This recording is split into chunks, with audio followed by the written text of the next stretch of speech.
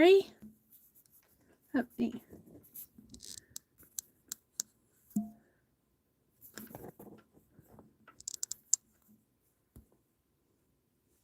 This is Meri at the Meri Atelier, and today is Wednesday, January 16th. Welcome to my desk.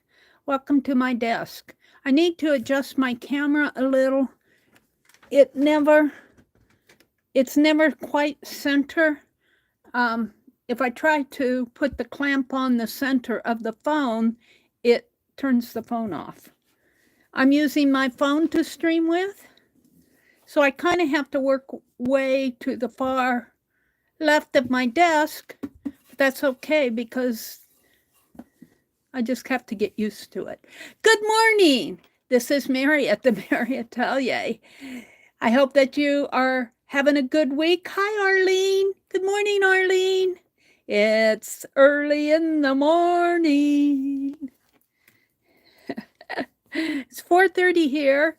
I set my alarm for 3:30 to get up for these early morning hours, but boy, I'll tell you, I need 2 hours to get my motor running.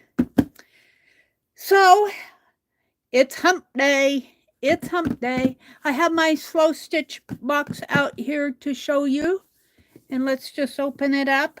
Oh, I've got it backwards. Let me turn it around. We're going to do some doodling today. Hi, Rhonda. Good morning, Rhonda. It's good to see you. Good morning, ladies. Good morning, good morning. Before I do all of this, let me get over here to my tablet and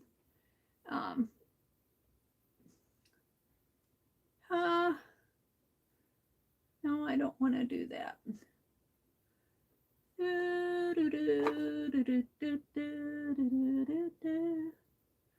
Come on.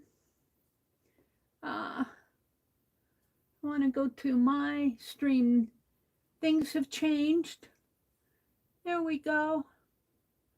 Got 3 of you out there early in the morning. Rhonda and Jinx and probably me. Early birds. Early birds. Yeah. Good morning, good morning, good morning. So, I've been working on week 3 of the slow stitch journal that I'm doing with K3N Cloth Tales. She puts up a video every Monday and so far, and we've been doing pages with her. Now yesterday I tore more fabric for my book. It's in here someplace. I got out my old embroidery thread that this is not what Kimberly sent me. This is just some of my own and some Tunisian and stitch in there. And I sorted through this little bag holds fabric scraps that I can use. Some of them are, oh, and this piece keeps getting away from me. I'll put it right here by my cigar box. But these, I'm just going to show you, are pieces of fabric that as we work through the different pages that I can use. And I have some torn ones, and of course, I never know what she's going to do, so I'll add or detract from this. But at least I have some fabric around. I have the pin cushion that Ruth Lamb made me. That's really come in handy. And pins and scissors and thread. I bought some of this cheaper Walmart thread. I haven't opened it yet. We'll see how good that is. I also have some I tore up a pillowcase and I was going to show you my pages. This all goes back inside. This of course is the fabric, and I keep it in this bag.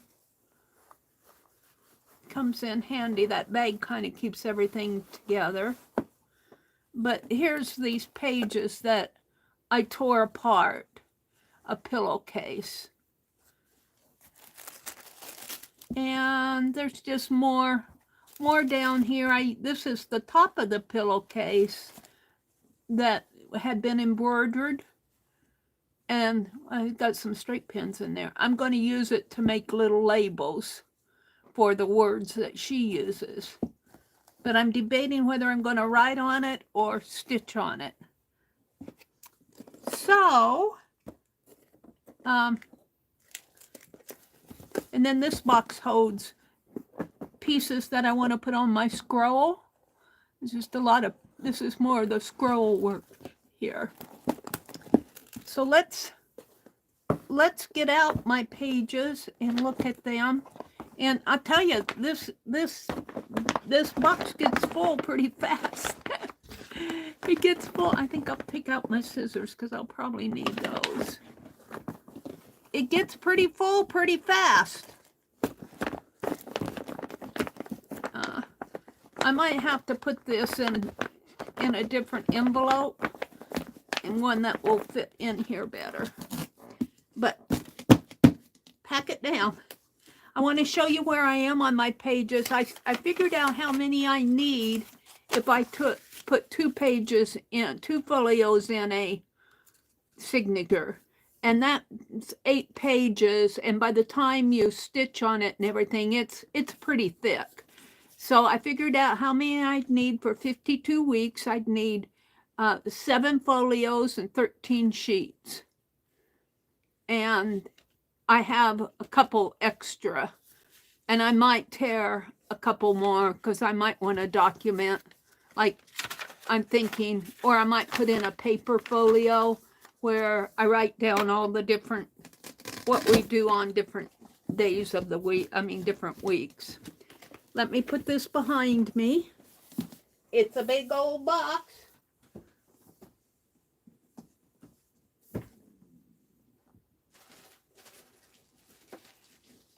I actually like those boxes to hold my stitching.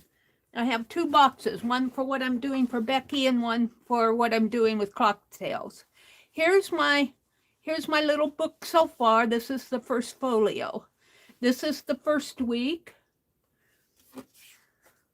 These are my doodles. We're going to do some doodling today. This is the first week. Now, I pressed this out and I kind of goofed because I did not realize that this was not fabric. This is more of a plastic, this black. And it, of course, melted it. Where these white spots are, that's melting. Now, the prompt is balance between dark and light. Dark and light. And I'm going, well, I kind of like that because it, it's very distressed, which I kind of like. It was actually a big mistake. I'm debating whether I'm going to leave it or change it because it's just stitched in here with big running stitches. And of course, this is stitched onto it. This piece was unharmed because it's all fabric. And it's stitched on with running stitches over here. And there's the back of my stitching if you're concerned about that. And I put these together here because if I don't, when I go to turn the page, I will eventually close that up. And then this is for this week. Now, I don't have everything, this page, I don't have every little square done. I decided I was going to follow what K3N does. And I'm going to hold this up closer so that you can see it. And the word this week was diversity. And she did different quilt styles, techniques. And this is my attempt at Japanese borrow, or just borrow stitching. I get the running stitches, the cross stitches. I don't know. I'd have to study it a little bit more to see if I'm doing it right. And of course, I've got a pin in there to hold it down. This I haven't finished yet. This will be the Cantha piece, and I actually, this little gold piece here snuck away from me, and I found it this morning. Let me take this off. Oh, not that one.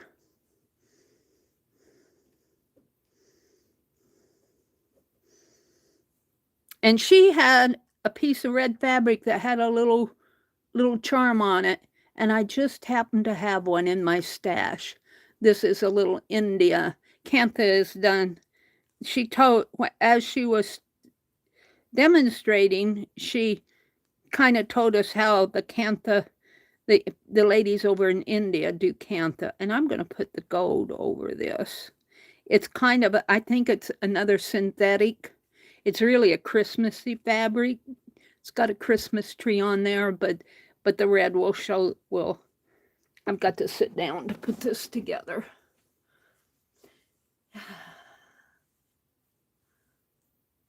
Because she used silks. Now, this was, I think, a inner lining of a man's tie. And here's the top up here has a gold and brownish. And I like that. And then I used this. It's not a silk. She used silks. I don't have silks, but this is a polyester, probably. But it's very silky. It's very silkish. It's silkish inspired. And so is the gold one behind it. And that's what she did. She layered these. Now I have probably more layers than I need, but they're very thin layers. And then my red piece goes on top here. Now, can I hold all this together without it moving on me to pin it? Come on. No, it wants to slip and slide. Come on, Meri. This piece is kind of large. See, it wants to slip around on me. I guess I could pin them separately. Just let me play with this for a moment.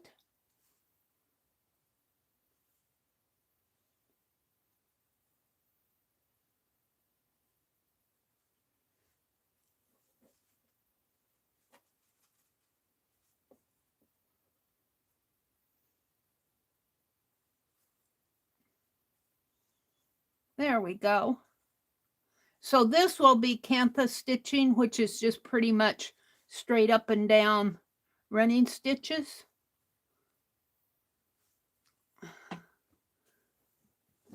Hold it up. I do like this. I like it a lot. I might later on move that red piece up, but I want the different layers to show. And this shiny in here beneath is gold, and then there's another gold, and then there's a white, and then the black base. So that piece needs to be stitched yet. And then down here we have darning, and you know, I've never darned. I say darn a lot, but I've never really darned. So this is my very first attempt at darning. And I happen to have a dark green crochet thread, size 10 crochet thread. It looks like I got a piece of gold in there. That doesn't matter. Gold cures everything. And there's just a dark green on the back. And then I take my thread after I'm done. I take my thread and kind of make a circle around there just for, I mean, I have the little stitches, but I have a lot of thread back on my needle, and I just run it when I'm done. I just run it under those running stitches. And I don't know, there you can see them pretty good, my little darning stitches. That was fun to do. I've never darned before. And then this piece over here This piece is in progress. This will be a 4-patch, and they're just pinned on. I haven't stitched them together, but I have that red tape measure fabric. So that will become a 4-patch. And then, of course, this, unpin these. This is the borrow stitching. And like I said, I've got my running stitches going this way. I might practice this on just one layer of fabric. When you're doing, I've got 4 layers of fabric, or 5. I've got the little dark blue, the denim, 4 layers. The dark blue, the denim, the tape measure, and then the denim on the back. But it gets a little much to push that needle through. It goes through, but when you're doing layers, it's not as easy. This is the back of it for me. And that's my week 3. Not week 1, week 3. Let me pin these back on. And they go on this page. Let me pin the outer ones first. I tend to pin the pages together. So I'm just using a pillowcase, this that I tore. I kind of, before I stitched page 1, I thought, man, I should have dyed it or sprayed it with walnut ink or something. But I guess I'm just going to leave it plain. Maybe my next signature I'll get a little more creative with. Do I have 2 in there? No, I only have 1. So I want to show you Kimberly's. Kimberly sent me, Kimberly is doing this with K3N cloth tails. And I want to send you what she's done. Not send it, show it to you. She sent me a picture of it.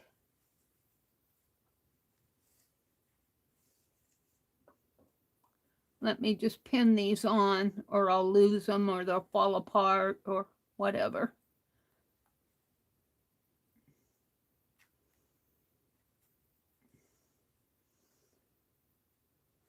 And I'll work on the remaining 2 here. This is going to be a busy day. This is our online tatting day. I'm really excited about what we're going to be doing this session in January here. We start a new session on the online tatting class, and we're going to be doing a hat.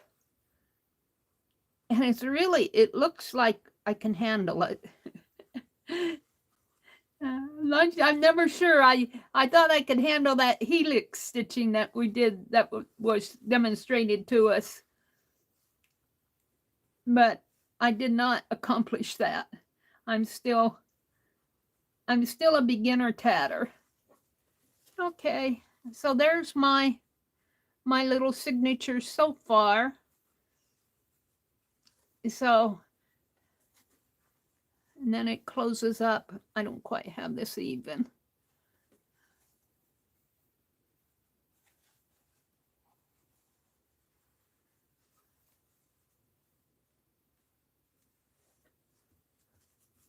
I might have to shorten this page just a little, but even if it sticks out a little, that's going to be okay.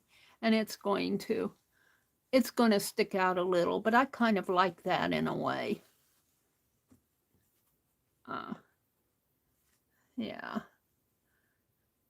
Because if I shorten the width of this page anymore, then and I don't have mine hanging out. I think she has her squares kind of hanging out over the edge. Well, my whole edge will hang out.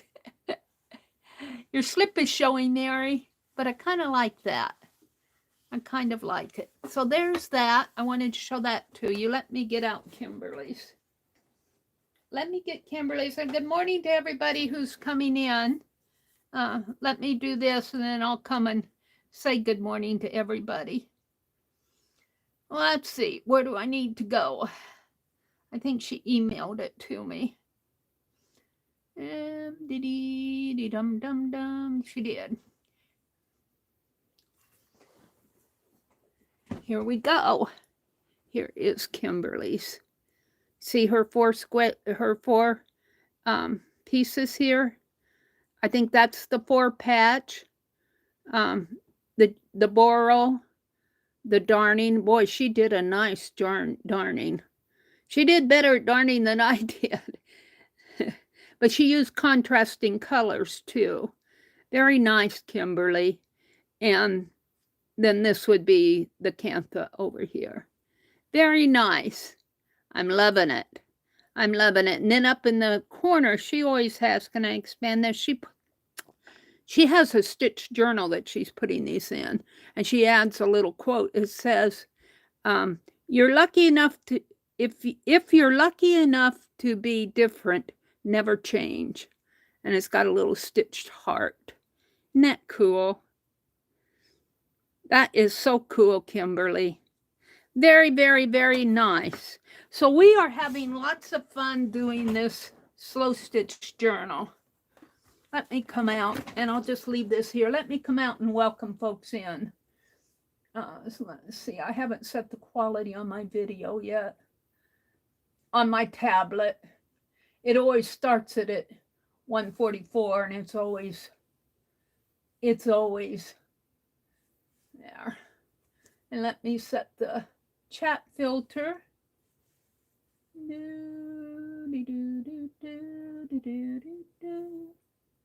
Where is that? In the settings.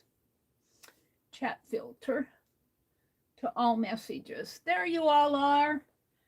Arlene and Aunt Beck. Good morning, Aunt Beck. And Rhonda. And who else? Let's see. Whoops, I got out of it. Rhonda says, it's definitely Tuesday. It's definitely Tuesday. What did I say it was Wednesday? Did I say it was Wednesday? Whatever day I said wrong, I'm sorry. You know, it's 4:30 in the morning. My brain is kicking into what it should be, and then it's not always kicked in. Unless Tuesday is your hump day. Yeah, I said it was Wednesday, didn't I? Every day of my life is a hump day. But I enjoy each and every one of them. I got my camera crooked. Let's see if I can fix that. Because I can't see in my top phone, all I see is this part. I don't see the desk down here. So let's see. I think I need to move it this way a little. Did that help? Yes. And then move it up. Did that help? And I can't move it over because if I try to move my, no, that's down too much low. If I try to move it over,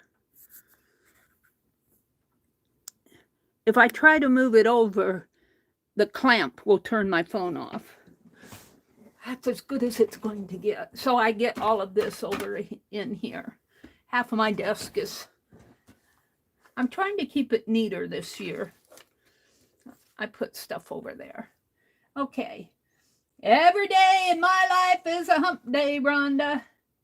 This is not Wednesday. This is Tuesday. Thank you guys for setting me straight. Becky says good morning. Arlene dropped a link to K3N Cloth Tales. Her name is Catherine. Boy, she's, you can tell that she's taught before. She's very knowledgeable, and she's very approachable as far as, I mean, it isn't like she's my best friend or anything like that, but she makes you feel like she is. You know, to me, she's a teacher. She's very much a teacher, but I love, like, when she tells all these little stories while she's stitching. And you just have to go listen to them because I don't want to give it away.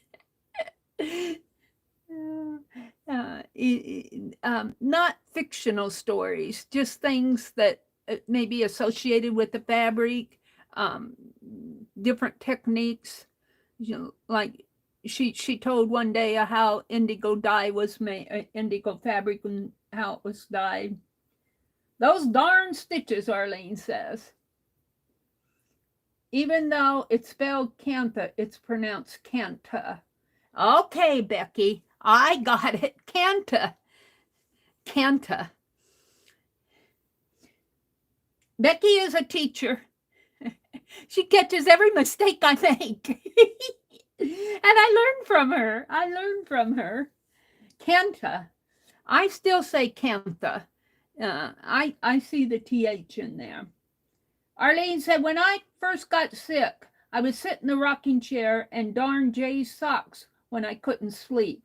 I still have a darning egg around here someplace. Those darning eggs are very much collector's items nowadays. Well, when I was doing a lot of antiquing, I don't do much antiquing anymore. It's all in storage, you know. Man, I wish I could get to that stuff, but I can't, and it's -9 degrees, so I'm not even going to worry about it. But I have some darners.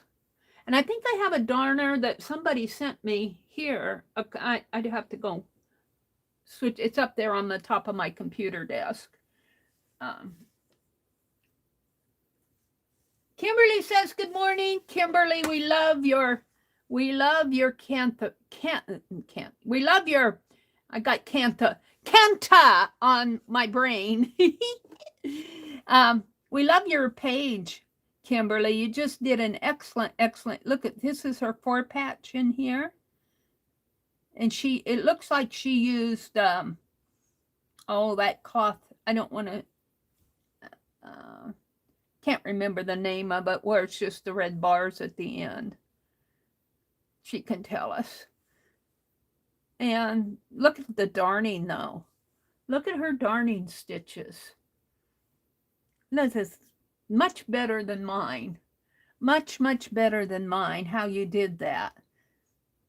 Don't try to expand mine, you'll see a mess. And then look at the detail that she's got here on her. This is her Canta piece. And she's got the fringe at the bottom, and it's got some, and here's her stitching in here. I really do like that.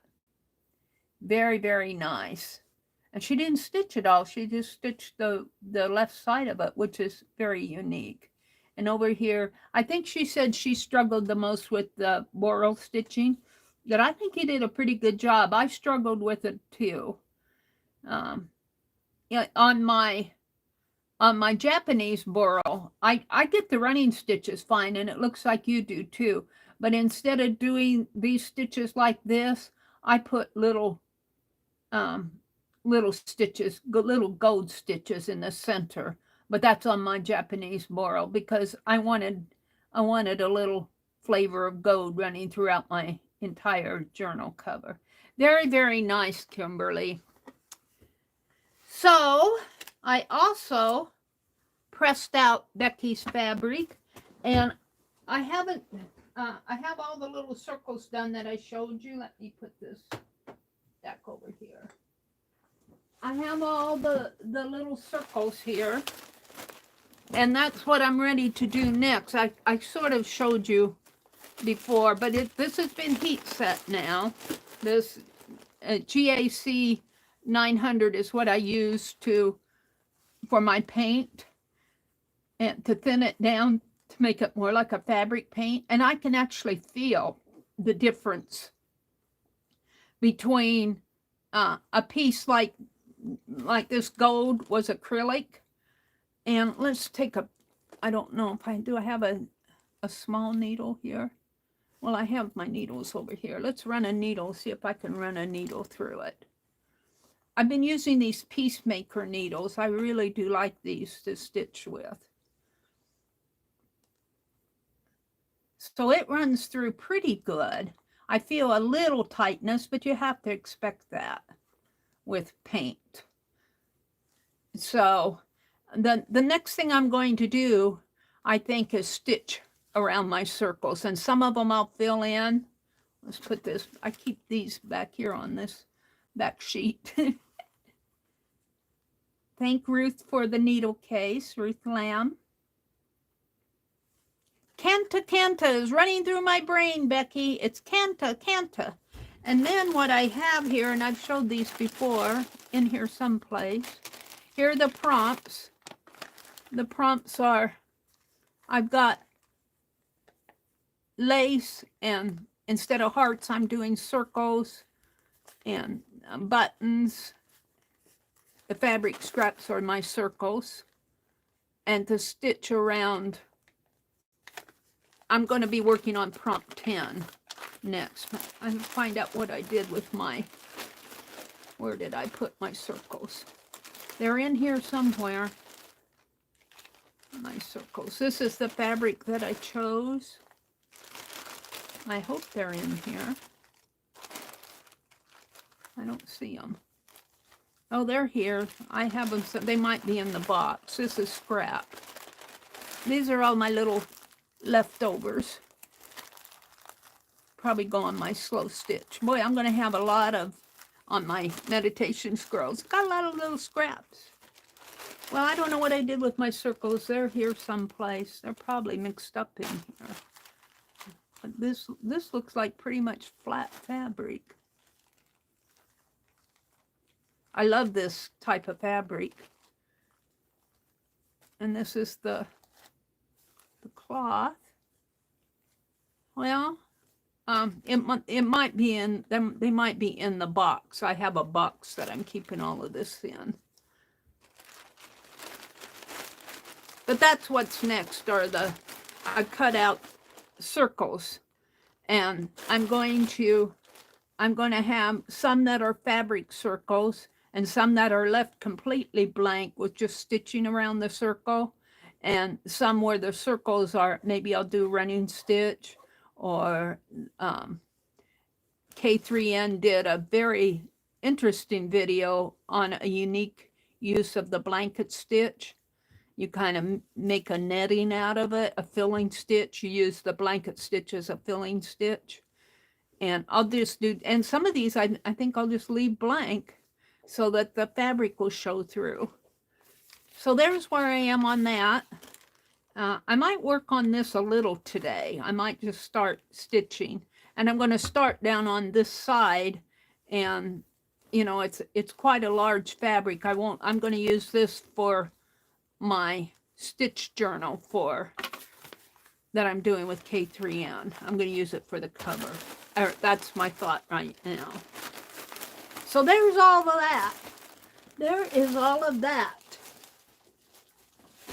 Now, if you look at my community tab and my Facebook, I'm really debating whether I'm going to put every week out on Facebook, because Dee Dee is the only one who noticed it. So, you know, I'm not going to put stuff out there if nobody cares.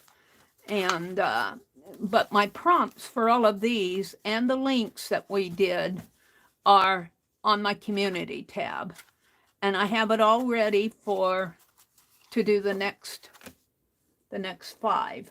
And the next 5 are going to be week 1, and we're going to do these this morning. And I don't know if I'll have time to do a page or not. We'll see. I really like this paper, this gridded paper that I got because this is water-based, and I have 2 different coats of green on here. And look, it didn't soak through. So this paper is really good paper as far as accepting water-based media. I might try to do something over here. We'll see. So there are those. Now for this week, this is going to be week 1. I need some more watercolor paper. So I'm going to do this 2 sheets at a time. And it's pretty easy to cut because this is 9 by 12. And I'm just going to use this Be Inspired watercolor paper. You can get this at Walmart. It's pretty good watercolor paper, to tell you the truth. 1. And it comes in a pad, a nice pad. Be Inspired Artist Studio Pads, the Bee Paper Company. Let's read about the Bee Paper Company here. The Bee Paper Company has prided itself by providing the best quality papers for aspiring and professional artists. For over 60 years, we offer artists a wide variety of premium quality papers to meet their demands and stands and needs for working in any media. Our company is dedicated to honoring artists of all caliber with personalized focus on the individual artist's needs and not mass production. Whatever media you work in, the Bee Paper Company carefully crafts papers for you. And they've got sketching, let's see, paper usage. And then they show for sketching, 68 pound. Now what pound is this? This is watercolor. This is 140 pound. For sketching, and then they put the different media: graphite, colored pencil, charcoal, pastel, pen and ink, marker. Now pen and ink, they only put 2 dots on that. Watercolor, now this is a sketching paper, 68 pound. Watercolor, they only put 1 dot. And gouache and acrylic. For mixed media, they got 3 dots on everything. For watercolor, 3 dots on everything. For drawing, they got 3 dots until they get to the marker, the watercolor, the gouache, and the acrylic. Because drawing and sketching is a lighter weight paper. Excellent average. The dots, 3 dots means excellence, 2 mean average, and 1 means not recommended.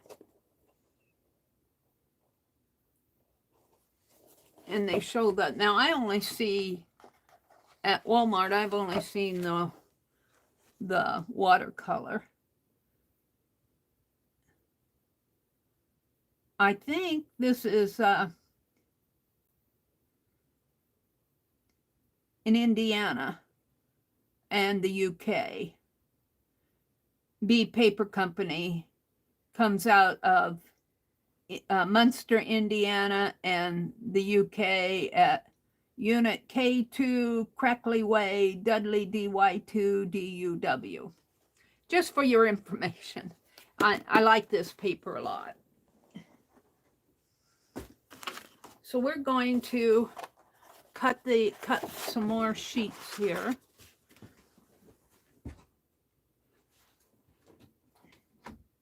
So I'm doing doodling prompts challenge every Sunday evening.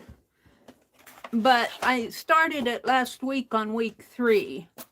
So I want to catch up with weeks 1 and 2.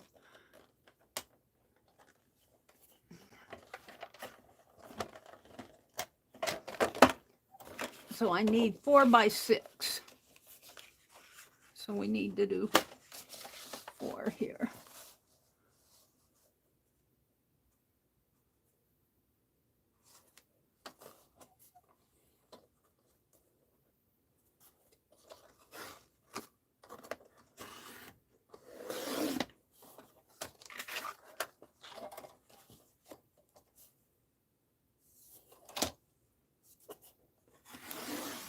So it's been below 0 here in Nebraska, like it was yesterday when we got up. It was like a -15. And let me check the temperature now. I don't think it's quite as cold out there now, but it's still a nice negative number.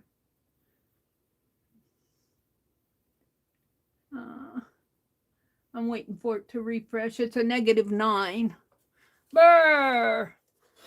And you folks that are up in Canada probably go, what are you crying about?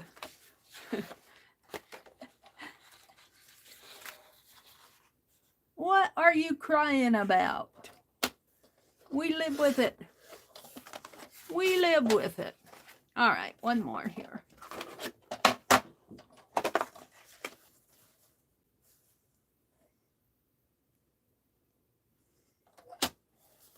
That's not right.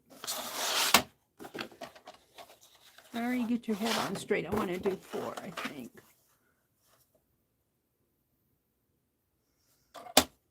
My head is not always fully awake in the morning, as you guys know. Now that might be a little, I'm going to go ahead with it. And 4 here.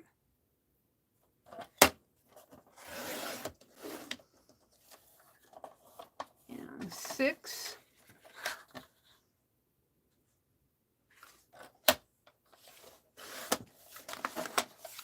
And now these are the same size as the watercolor that I'm doing, which makes it nice because I can have the same size for both. And then I got little 1-inch squares here for inchies. I'm going to have a nice little collection of those by the time I get done. So I emailed me the prompts. Let me get my phone out again. And I've been using Super Tips and my Tombow marker to do these. What happened to my Tombow marker? See over here? I don't see him. He flew away. So I might use another pen this morning.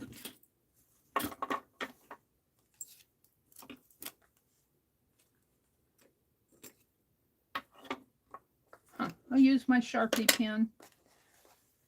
He'll show up again someday.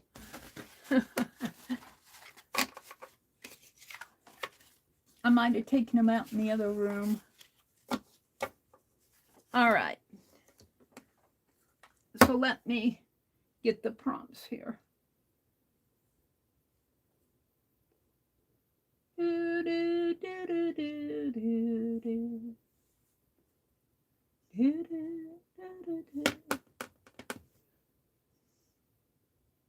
Oops, I went into my drive. Dum, dum, da, da, dum, da. I'm waiting for my mail to come up.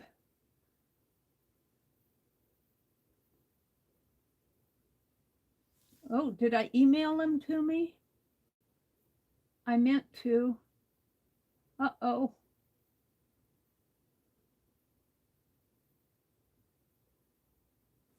Uh-oh. I don't see them out there. I thought I emailed them to me. Maybe it didn't go through. Let me look in my sent.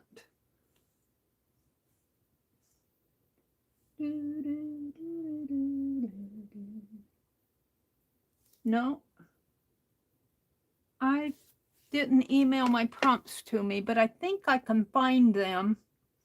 They're up there, but I think I can find the, I just won't have the link. Well, I can get the links. No, I can't. I'll have to do the links later because all I have in my gallery here are the pictures that I brought down. So I'll put the links to them later. Go to my doodle library here. I'm going to go ahead and work on them because I want to get them done. The first one, I think they just called it Peace. And what it is, it's a silk stitching on a felt background. I don't know if it's wool felt or what, but it's a, I'm just going to do one motif here, probably this center one. And I wish I could give you the prompts. That I can't, because I don't have them. They're up there on my phone, and I would have to get out of my stream, and I don't want to do that. We'll just go ahead and work on these. And if you want to work on them during the week, you can. I'll put the prompts out on my community desk when, I mean, on my community tab. And let me zoom in as I'm working on them.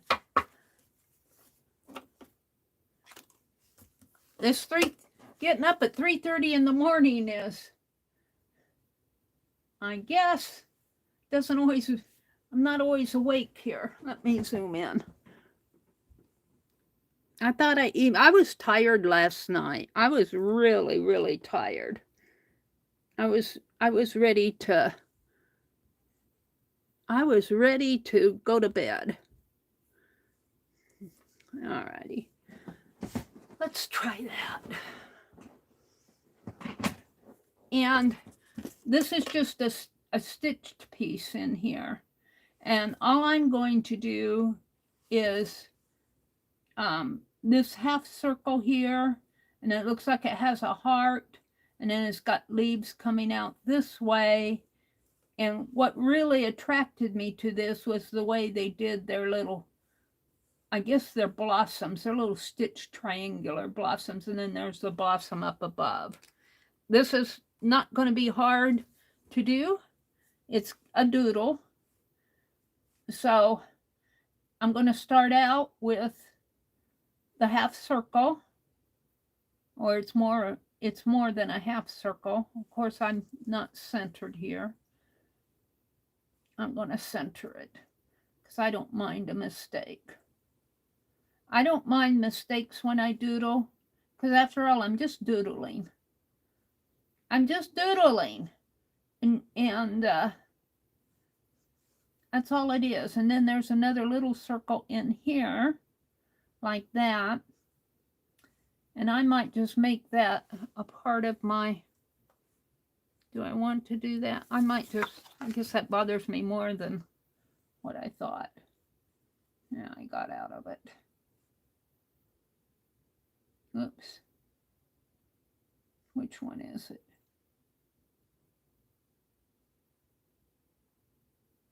Whoops. I guess that bothered me more than I thought. So we'll start over. I want it a little bit more centered. All right. It's not cooperating with me this morning. All right, and then actually I'm drawing a line, but they have stitches. It's a stitched piece.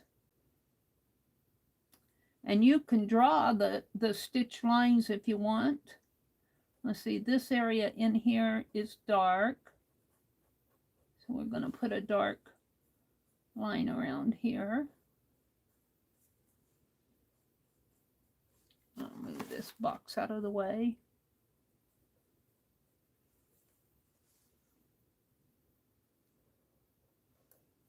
And there's just a little bit of darkness around here.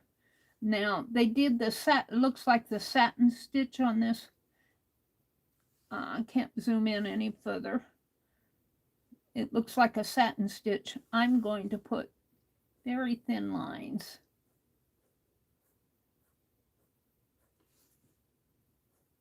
Because after all, this is a doodle. And when you're doodling, you know, doodling is just play. I like to have something to look at. Now you could take this motif that I'm doing right now and repeat it over and over and over again and do a lot of different things with just this little motif here. And then there's another white line coming around this. And I'm sorry for the shadow. I have what I have. I don't have a beautiful studio setup. I have a mobile phone and a old school desk. And then there's little stitches, little feathery stitches in here. And I'm just going to represent them by little lines there. All right. Then there are, from the lower one, at the very head of this, there are some little, kind of like little round pieces like that, that actually fall kind of into this area. in here. Let's put a couple more in there.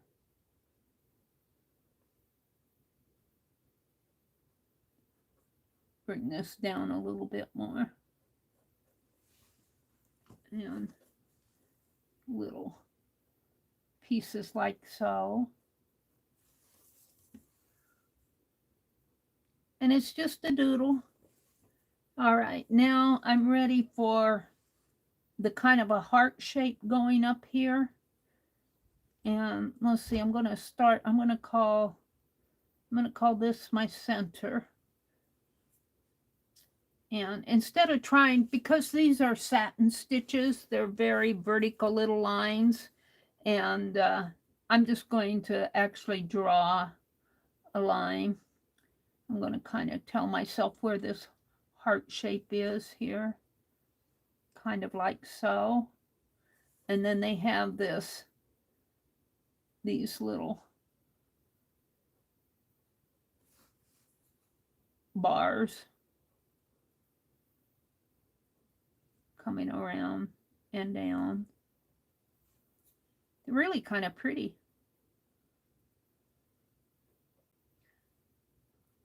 And this in here is background fabric. It's the same color as the background. I might color it in. And then you get into doing the leaves.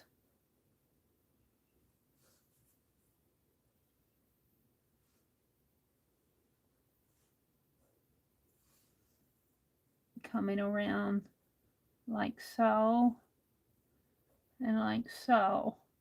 Now the part that I really like, and I wish I could expand this more, maybe I will. Let's do and grab that. What I like is the stems coming out this way. Let me stand up and show them to you. Look at that. Isn't that cool? I like that, and that's a nice doodle right in there. Even though it's a stitched piece, you could play with that motif all by itself, maybe in a border. But what it is there's a thread going up this way, and then it comes clear around like that, and it has these little triangular. Let me draw my thread. Kind of give me an idea what my thread is, and then there's these little triangular shapes in here, like so. Only they might not be quite as big, a little bit smaller. And it's got that gold thread running through it. And I'd have to work at it. You know, I'm not perfect. But the more I work at this, the more happier I am with it. And there's one more little one down here. A little thread coming out. And then there's a big white leaf. We're on this one up here, a big white one. Coming this way. And there's another stem leaf going out this way with the little triangular pieces.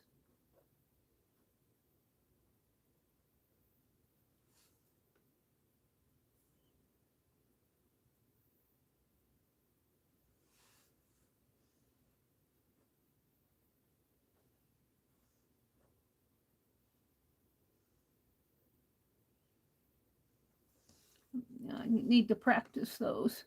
I got this one facing the wrong way, but that's okay. That's what makes it fun. That's what makes it a doodle. They don't all have to face the same way on my paper. And there's one out here.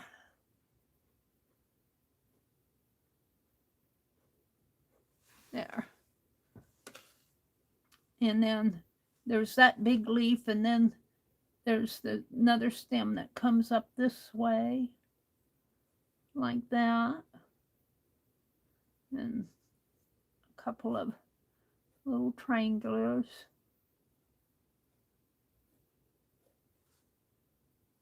Like so.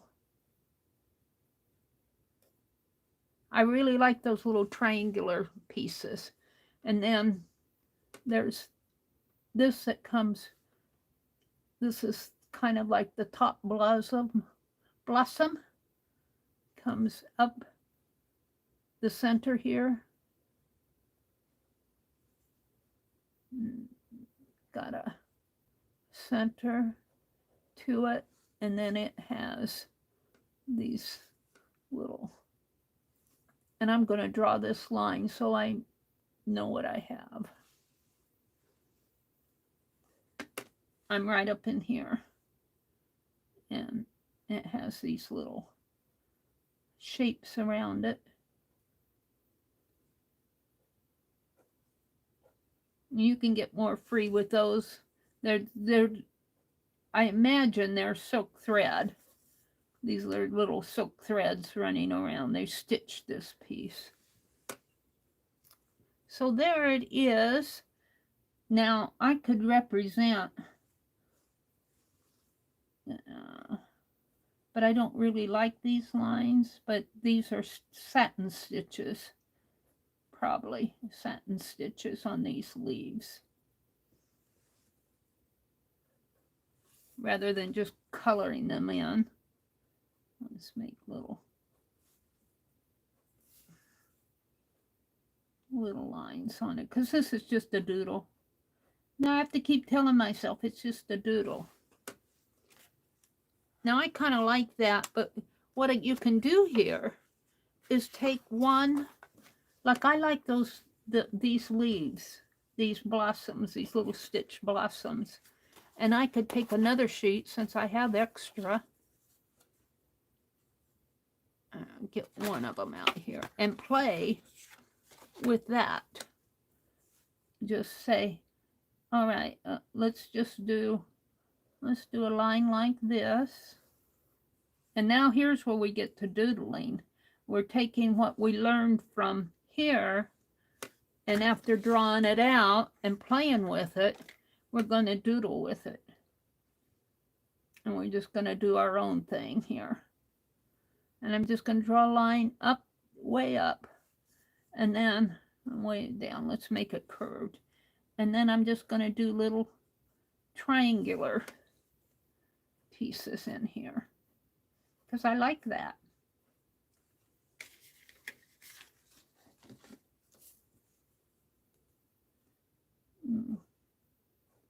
Kind of make them dance across my page.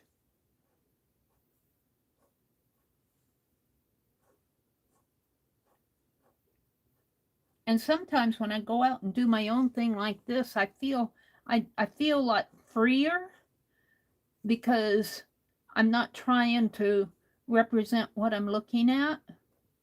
I'm just playing. And that's what it is with the doodle. You aren't trying to, you're just making lines on paper to have fun. Now these are all going down. I'm going to make the others at this point going up like that. Let's make them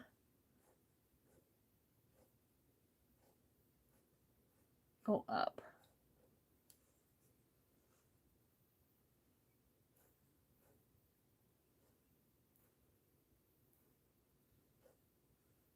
And I can see on these I cross the bar. Here I'm not going to cross it.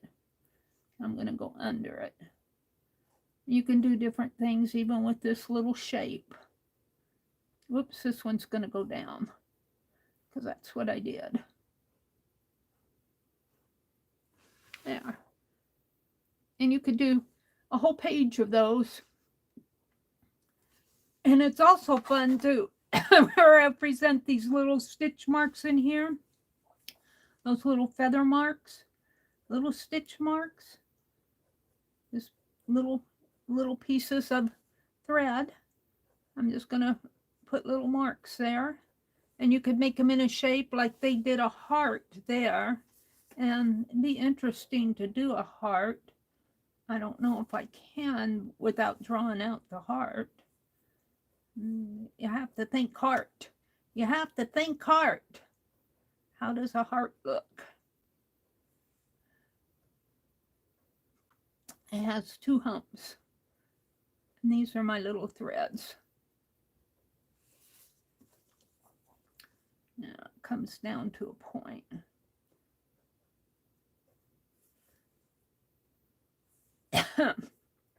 I got my shadow in my way. It's beginning to bother me.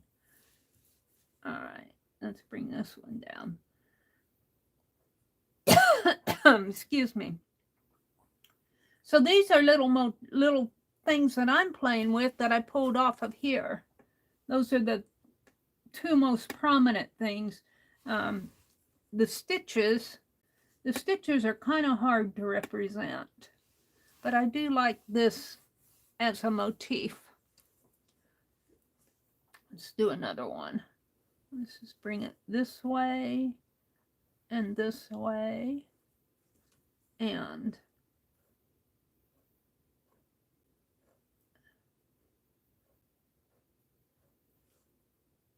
like this. Now while I'm doing this, I'm really absorbed into what I'm doing. I'm not thinking about chat. Let's make a smaller one again. Let's do it this way. Yeah. So what I'm thinking here is drawing this little right angle triangle like this and doing another right angle triangle here. And the right angle, this is like the 90 degrees. A right angle is 90-degree angle. This one's upside down.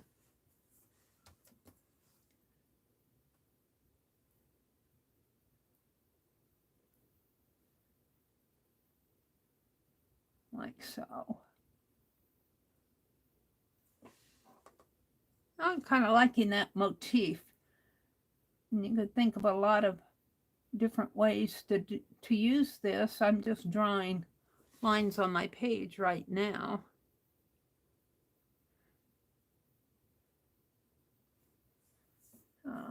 Trying to think what else I want to do. If I want to do something in there, let's put some more little stitches here. I want something in there. I don't know, maybe I want to bring one like that. No, I could bring one that then maybe I could write words on there. I think I'll leave it. So that's my week. I'm doing week 1. Of course, I messed that up.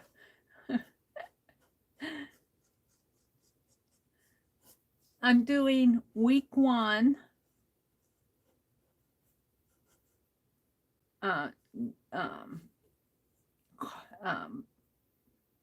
What did I call it? This is week 1, but it's like card 1, doodle 1, number 1.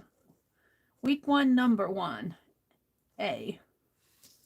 And this is my doodle deck challenge for 2024.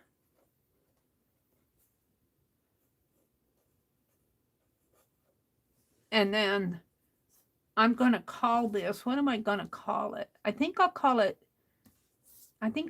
leaves and hearts, because this is a leaf, really. I could call it stylized leaves. Could call it blossoms too, because I think these represent blossoms, but I'm calling mine a leaf. Let's see, let's put tag. Let's see, I have the link. Link I'll write in there when I get it. I'm going to call this January 1. Yeah, January 1.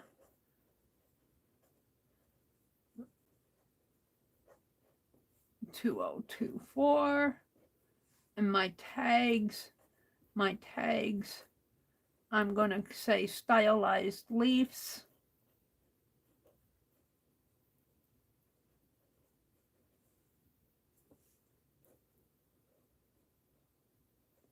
And heart.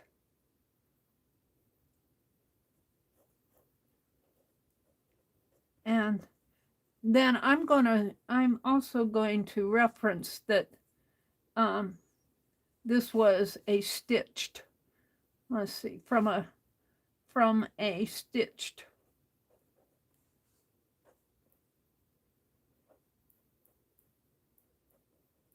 piece.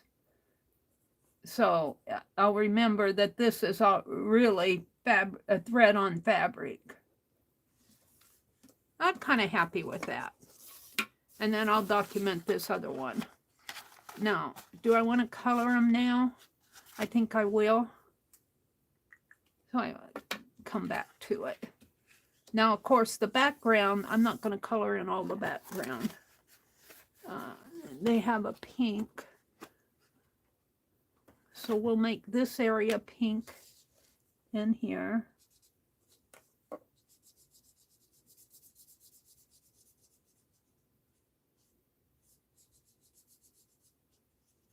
And their leaves, they have green and white. This is a lavender area down in here. I have a lavender. Might be a gray. This is a lavender. And the leaves they represent with a green. I want a light green. Is that blue or green? That might be too dark. Light green. And they just have a little shades of green in there. And then they have white threads, but I'm going to make all mine green.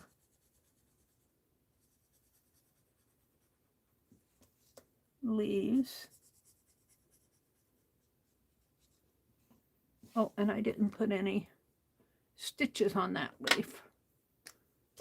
Let's put some lines in there. And you could do these different ways. You don't have to put lines in there if you don't want.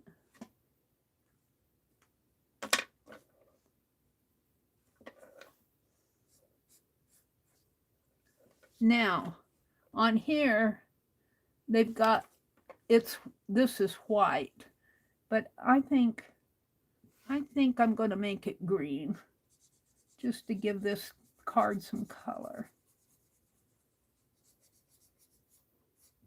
And I think I'm going to make my heart pink.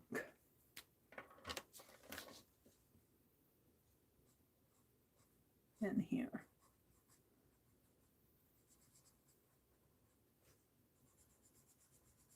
See how that, just this little bit of color just adds the whole, really brings it out. Now, their thread going through here is gold.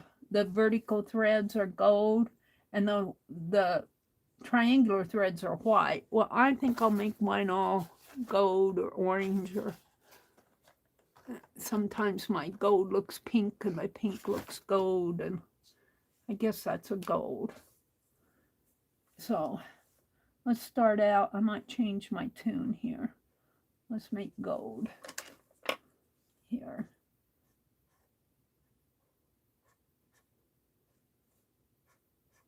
And this is not hard to do, and you don't have to, like here, I quit looking at this piece. I just went off and did my own thing.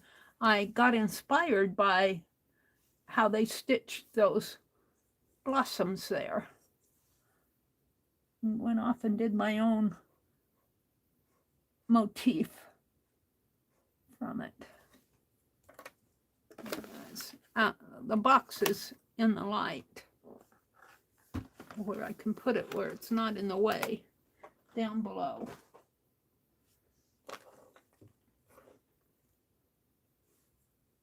And I think I'm going to make this whole stem gold. Or I could make it green too. I'll have to think about that.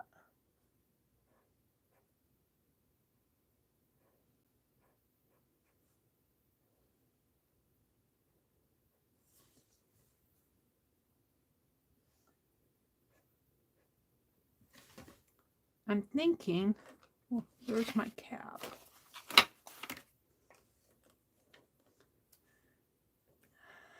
Thinking I want to bring this lavender up because it's just got one little spot of lavender. Let's see what happens if I bring my lavender up. Doesn't show much. Bring my lavender through there. Looks pink. I'm going to continue doing that.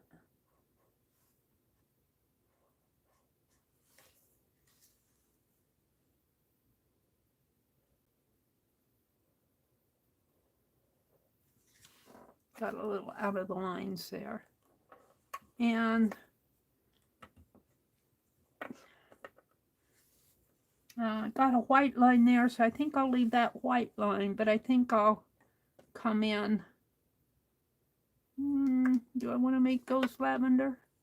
Instead of leaving these white, I think I'm going to make them lavender.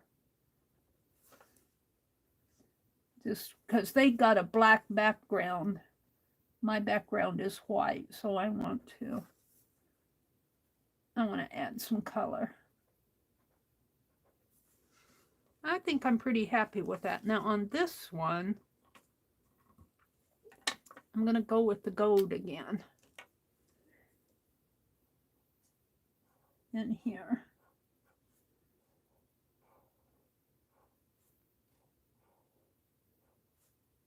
You see how you could play with this stuff? You could do all morning. You could sit here and do different things with these stitches.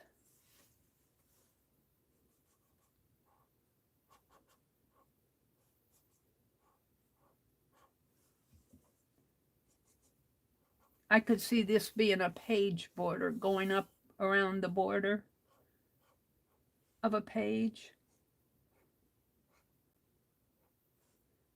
But I want to move on. I don't want to spend too long on each one.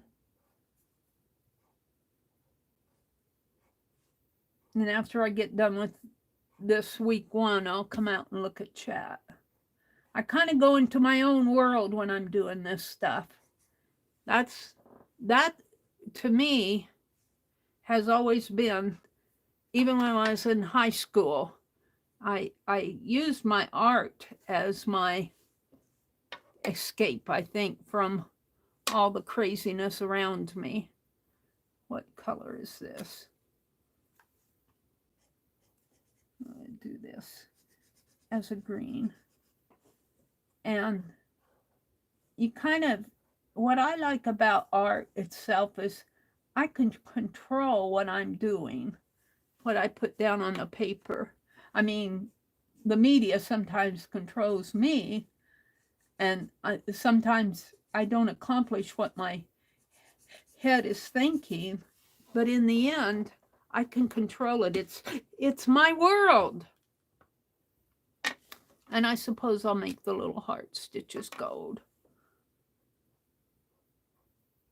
It'll be a gold heart.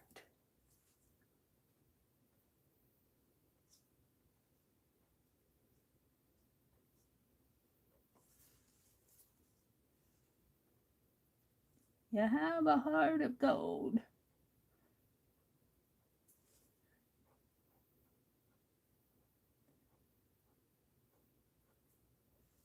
And let's just color this in.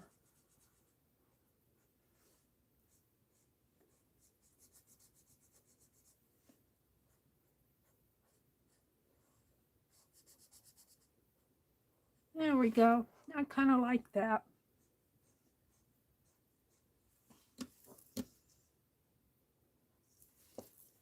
Heart. So this, don't put doodle deck. Doodle Deck Challenge.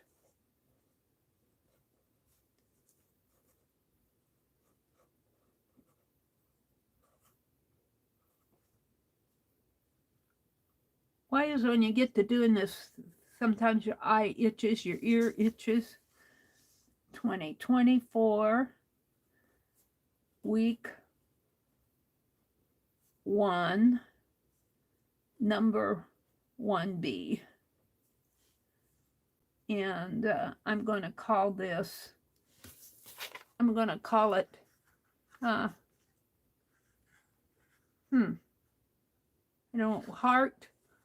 and I guess I'll call it stylized leaves again. Heart and leaves. Heart and leaves. And then I'll get the link. All of these come from the Metropolitan Museum of Art. I can't drop the link now because they're up on my phone. And so this is January 1. I didn't sign this. Sign it in here. I like to document. 5 years from now, it'll matter to me. It doesn't matter so much now, but January 1, 2024, and I'll sign it here.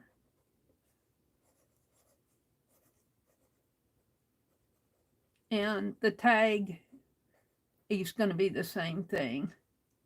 Tags, stylized leaves, and let's see. I think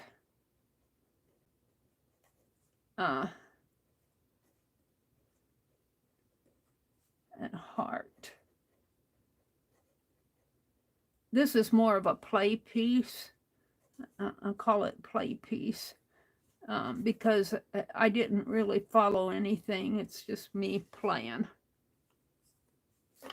All right, that's all what comes into my head. There's week 1. Card 1. We're going to do 5 cards. Let me refresh my chat and see what you guys are.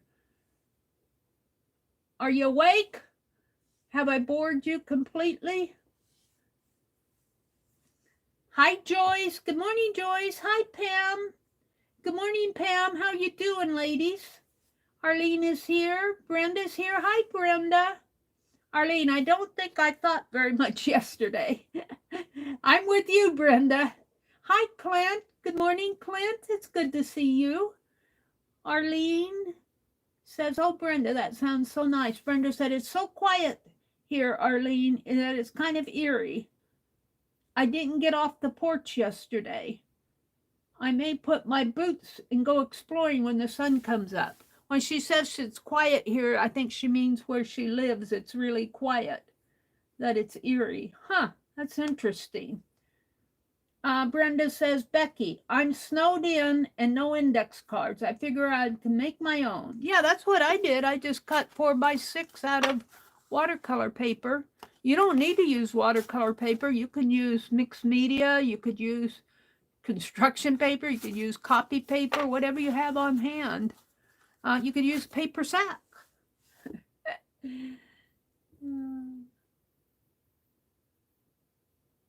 I wish my stuff wasn't boxed up. I have tags that would be great for this. Yeah, I understand that too. A lot of my stuff is in storage, and I wish I could put my hands on it, but I can't. So, if wishes were fishes, we'd have plenty to fry. If wishes were dishes, we'd have plenty to dry. It's a wet and cold, Arlene says, but it's so lovely out. I still need to take a picture of that big long icicle that's hanging down our window, our dining room window. There's a great big long 4 or 5 foot icicle. I want to get a picture of it before it falls. And I better do it today because it is going to get a little warmer today. I think they said it's going to get up to 14. And that's warmer. But you know, January weather, typically, I can remember a couple years ago, it was -25. I can remember posting on my community tab, it's a -25 out there. So our January weather is typically sub-zero, especially the latter part of January. And then it starts warming up again, you know, into the 20s and the 30s. And then by the time March and April come around, spring is here. Spring is around the corner. Gotta think spring. Brenda says the state sprays salt slurry Wednesday and Thursday. I guess to not have to work over the weekend. It usually helps, but we have a heavy rain both days that washed a lot of it off. Our 2-lane highways are sheets of ice. Oh my goodness. Be careful out there if you have to drive. That ice can be pretty dangerous. I don't like driving. I'd rather stay home, no matter the consequence. Pam says good morning to everybody. I'm just scrolling up. Brenda says, both scraped our driveways and road between yesterday, but put out an extra hay for the cows and took the tractors out of the shed to give the cows more room to shelter. Aw, poor little animals have to be out in this cold. The cows, put them in the barn. Mina's here. Mina says good morning to everybody. I don't have the links available. I thought I emailed them to me. Well, wait, maybe I can get to them here. Hold on. Wait, maybe I can get to these links. Come to think of it, I can. Let me put these, I'll put this first link out. Well, first of all, what I like to give you is the search link. So you can go, I'm going to put this in chat. Hold on. I forgot that I had it on this phone. I thought I had them in my email. I was looking in my email. Let me come out on this phone to my YouTube. Hold on. What the link I'm going to drop first is a link to the, I'll hold it. Got to turn the sound down. It'll be a link to search. And if you click on that link, it will take you to the open access library. And what I like about that search link is it's different every day. It doesn't just say this is the top of the library and we're just going to go down. There's just thousands and thousands of images that are in the public domain at the Metropolitan Museum of Art. And I can sit for hours. I usually get tired by page 25, but the pages just go on and on and on. I can't skip though, the first 5, it'll show the first 5 pages, the little numbers down at the bottom, and you can go to page 5, and then from then on, you can only advance. Like if you want to go from 5 to 25, you can't do that. You have to go 2 pages at a time. So if I wanted to go from page 5 to 500, I would have to do it by 2s. That I don't like, but you know, there's just so much to see out there. And this is the search link itself. And you can go, I have to put in a space here. I have to put in a space because my phone doesn't. You can go search through this stuff yourself and pick out things that appeal to you. I just picked things that I thought we could do here. So let me give you the link to this one. And then when I'm all done this morning, I'll put all of them out on my community tab. Now I'm catching up with my weeks. Last Sunday night, I did week 3 because it was week 3. I'm catching up with week 1 and week 2 during my morning streams. But after those are over with, every Sunday evening, I'll be doing a doodle challenge. This is catch up that I'm doing here. Let me go grab the link to this floral piece. that's probably why I didn't send them to me in email, because I have them right here. I tell you, I'm half awake this morning. Let me put in the, I have to put in the space. All right. This is the piece that, and these are all in the public domain. I try not to use anything that's not in the public domain. So you can feel pretty free using it. And I get them off of the Metropolitan Museum of Art. There's a couple of other places where you can get public domain images, but I don't know. I'm disappointed with Unsplash. They charging, I think. Here it is. And what I like about this, see, that link took me directly to what we did here. And you can expand it. You can also click on it like this and see the details. Let's see, did that give me the details? That doesn't give me the details. Hold on, let me get back in. Yeah, this one doesn't give me details. Sometimes you see, when I click on it here, sometimes you see details and you can read more about it, but I don't see that on this one.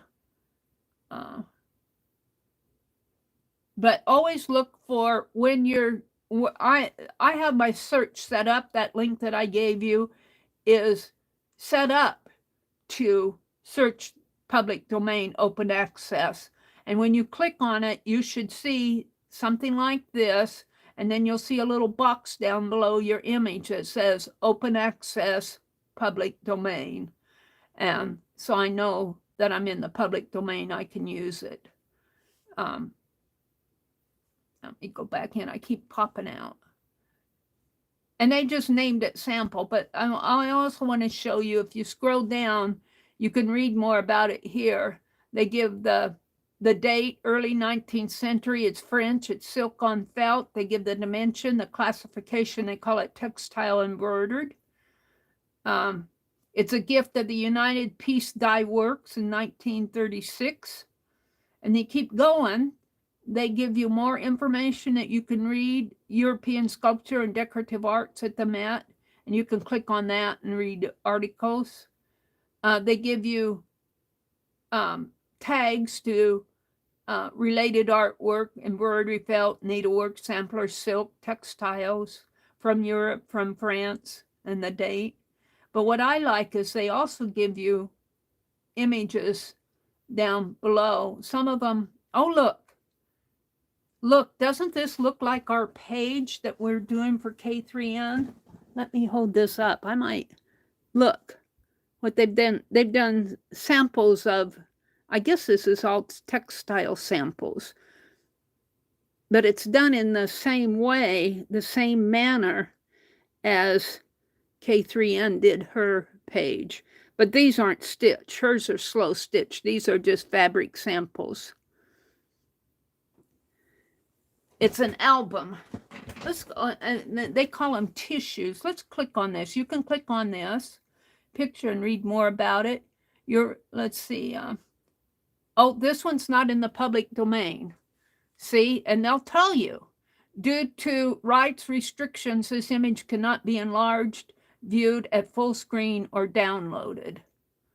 So be sure and check. Even if I searched in and I brought down a public domain image here, but that doesn't mean that these down here are all in the public domain. And that one just happened not to be. So, and this one probably isn't either. It'd be nice to know before I click on it, but I'm going to check. Yeah, this one is in the public domain. This is interesting. If you're really into textiles, and we could even do stuff like this in our stitch journal. It has in here, let me enlarge this. Of course, it's in French, but it has all that documentation up there above on their page. And whoops, I've enlarged it. Then they have the information that's in the public domain. You see, that's how I know. So if I'm doing something, I want to grab the public domain stuff. And of course, it's in French. Something a fabric of something, something, something, if you can read French. On view at the Met 5th Avenue and Gallery 599. This is the title, the author, the date, the culture, silk on paper. Ooh, silk and paper. It gives the dimensions. And let's see, they give related artworks. And I think I'm into the same type of pictures over here. Ooh, look at that one. Look at that one. Isn't that fun? If you're into the fabrics and the slow stitching. Now, I don't think they're stitching on this, but this is different fabric samples.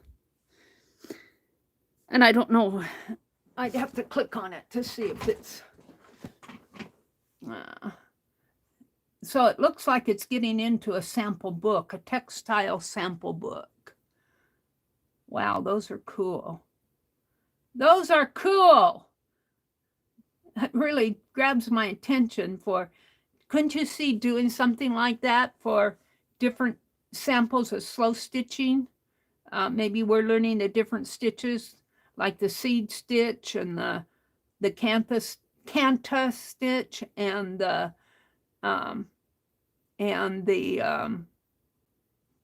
Japanese burl. Just do little samples like that. All right, I got off track here. I wanted to share that stuff with you.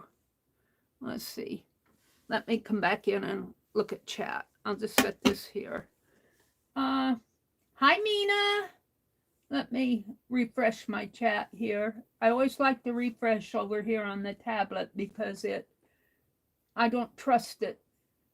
I don't trust it being up to date. I have to go to top messages and all messages, and that refreshes it. Hi, Dee Dee. Good morning, Dee Dee. Dee Dee, I was sound asleep tomorrow. I was sound asleep tomorrow. I was sound asleep yesterday. My words are getting twisted with me today. I called Tuesday my hump day. They caught it. This is not hump day, Mary, unless Tuesday's your regular hump day. I'm going, every day is a hump day. Let's see. Dee Dee is giggling at Dee Dee. What did Dee Dee say? So she says, Riri. What did Riri say? Kimberly says, calm down, Arlene. I'm not that mean. There's no snow. Let's see what's going on out there. Riri gave a link to the Metropolitan Museum of Art collection. What did she look at here? Let me open up Riri's link.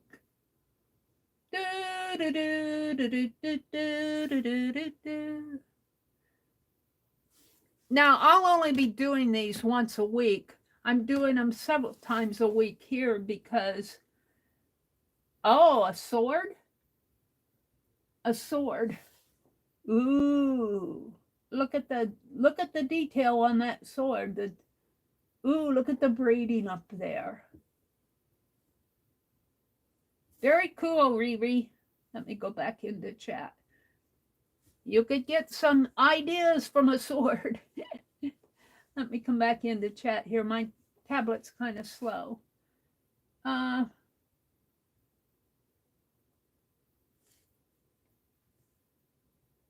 Kimberly said she kicked hubby out with love, of course. Kimberly reminds me of Blondie on Dagwood, getting Dagwood out the door. Boy, my tablet's really... It doesn't like all this jumping around that I'm doing. It's not on my red button. All right, now it is. Kimberly says, calm down, Arlene. I'm not that mean. There's no snow out there. Oh, Riri said, just for fun, what is that, a R-A-P-I-E-R? Is that pronounced rapier? Rapier. All right.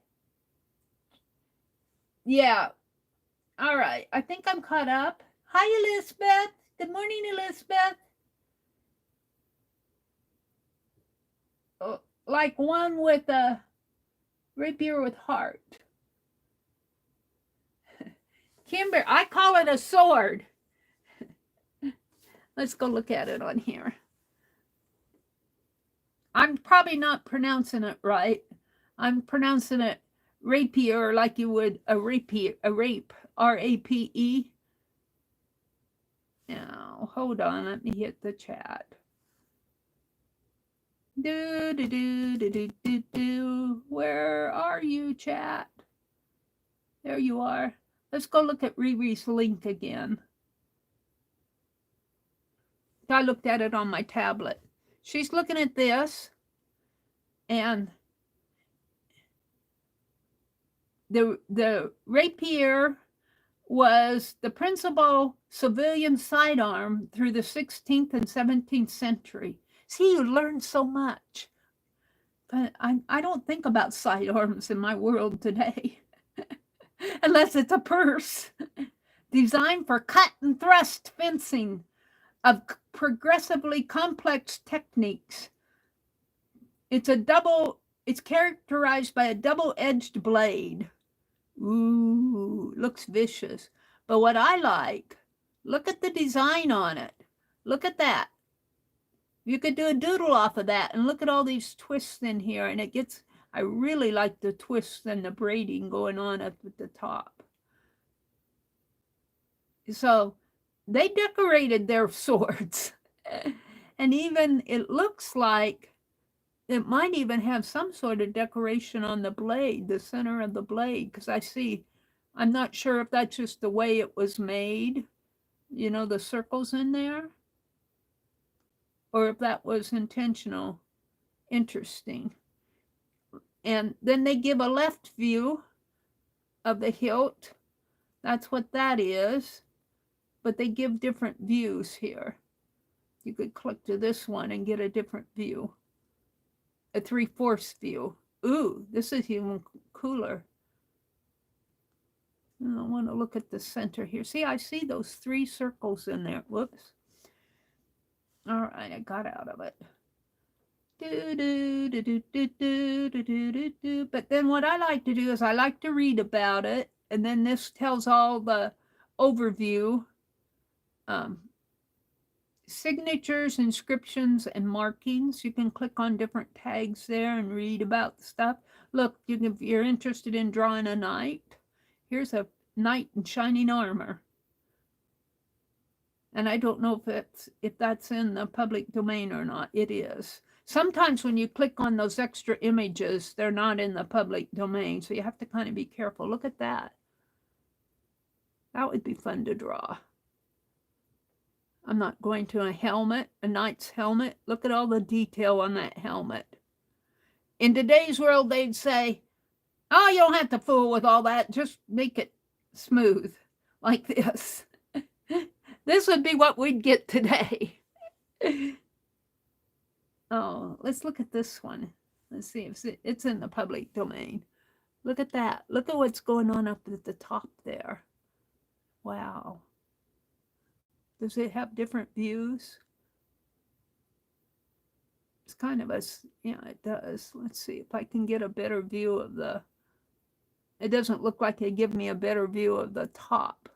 Looks like some decorative elements going on up there, right around the band. Very interesting. All right. What's going on in chat? A good picture, Becky. Oh, let's see what Becky say. My sister is in the lighter garb on the right. Can I show it, Becky? You put a link to it. I'm going to show it. Becky's showing her sister. Open in another app. Open. Oh. So Becky's sister does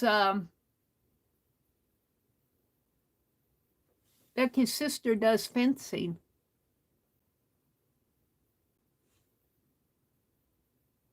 Wow.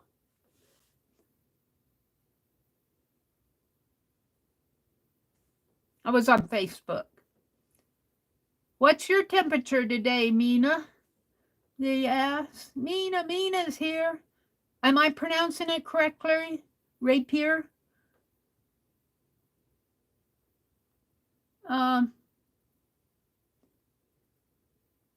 Brenda says, I kicked Bo out, more like pushed, and there's snow for him to land in. I just came in from watching him go to the something and then to his mom's. I can stand on the porch and watch his flashlight bobbing around. Brr, poor Bo is out in that cold. How cold is it where you are, Brenda? Let's see. Becky says yes. She had to quit fencing as her knees have gone bad. Aww. Mina says, we're in for some sweet weather today. It's only 38 degrees right now. Well, it's -9 here, or it was a few minutes ago. I think it's going to get up to 14 this afternoon, though. We might make it up to 72. Wow, that would be summer for us. Or spring. It may not be summer. Summer's 104. But Mina's summer is 120. Riri says she doesn't do Facebook. Brenda says, I've never watched a fencing match.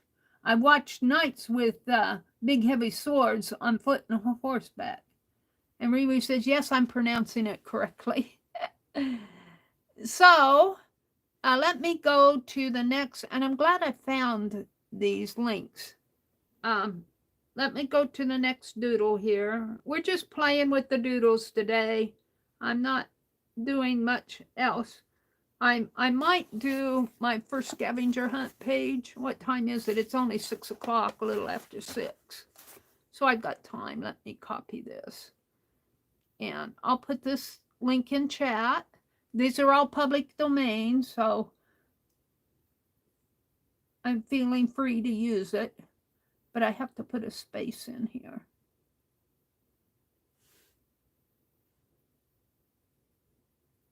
All right. So this one is a scarf. That's not it. I pulled the sample. I thought I pulled the scarf. Is that the same link? It didn't copy it. It didn't copy it. Copy. All right. That's doodle 1 that I just put in. We're going to go to week 2 here. Let me get in. I have to find my way around the phone. That's prompt 1 or week 1, part 1, card 1. Come on.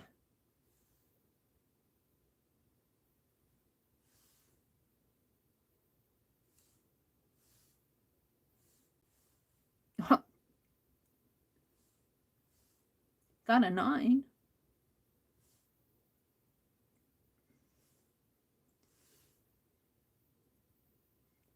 Oh, I didn't put the space in there, but so what I like about this, expand it. What I like about it is the filling stitches. Like here, they got that floral leaf and everything again, but it's a lace scarf. But look how they did the filling stitches. Now, that could be a butterfly, but I think it's meant to be like a flower blossom there. And look at the edges in here. Look at the leaves, how they put these. Let's zoom in on that. Look what they've done here. It gets a little fuzzy. But here's a leaf, and they've got those like little round almost like little round tatting rings as the filling stitch. That's what we're going to do. And I might do 2 of these too, because what attracted me to this, and look, see what they've done here with the little motifs? And of course, all in the background, because it's lace, it's all a filling stitch in there. But I'm more interested in this for the doodle. And let's bring it out a little. So it'll be a pretty simple one again. Let me get a card. And I'm going to make it fairly large. I'll find my pen. I'm going to make it fairly large. And I'm going to do this. And this won't take long, and it's not hard, because even if you mess up, you can fix it. I mess up a lot. So I'm just doing this leaf. This is the top of it, and it has a pretty swirly piece there, there, and there. So it's got 3 of them. 1, 2, and I guess I'll bring it down. And then the little round one on the bottom here. 3. And let's go like that. Bring this around like that. And bring this around. I'm going to make this a little bit fatter here because I want to emphasize the filling stitches. Bring this down like this. And this into here, and it comes into the stem. So this has 1, and then it falls into the border. And I'm drawing this extra big, but I could see doing this on a border of your page if you wanted to.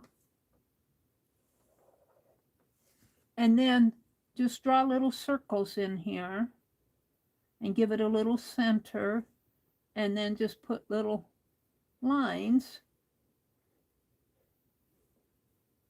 And this one will go off to another one. Maybe I'll make my half circle there.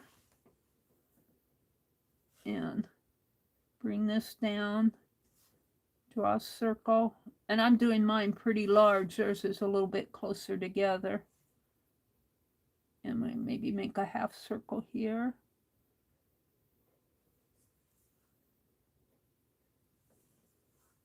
But I can make them go closer together. I don't have to make those large and these closer together.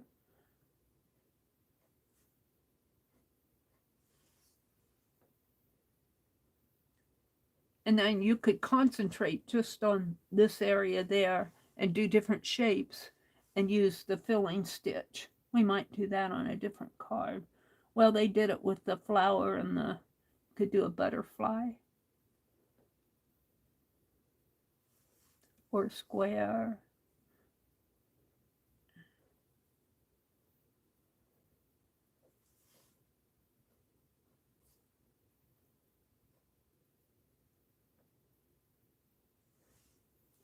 And we're going to go down this way. And it probably gets smaller down here at the bottom. Gets a little twisty in here.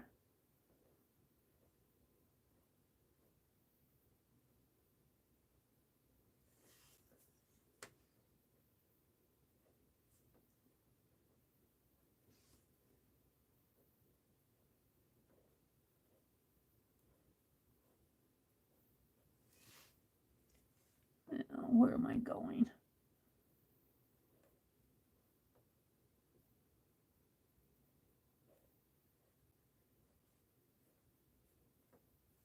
I'll make one more down in here.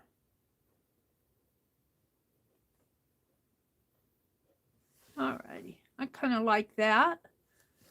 And we can kind of stylize this since we're doodling. They got lines in there. You can't see it too much, but they've got kind of like little inner lines from the stitching.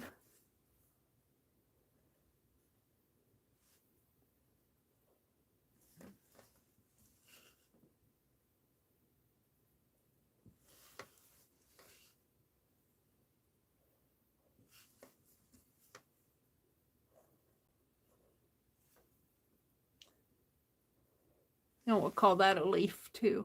Now that's kind of weird just there. It almost looks like could be an angel wing, some sort of a wing. You could make wings like that. But it's really a edging of if I could bring it down more, I would. But let's just color this. Let's see. I'm liking my pinks today. Let's go with the gold for the inner lines. I'm liking my gold too. Let's put gold in there.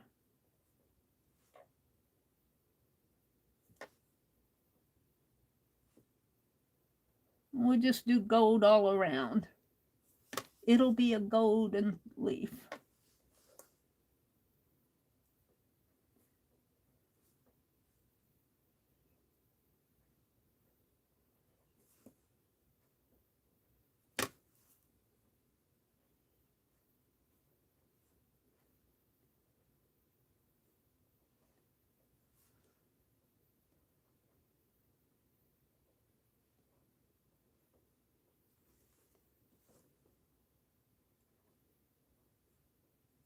And let's color the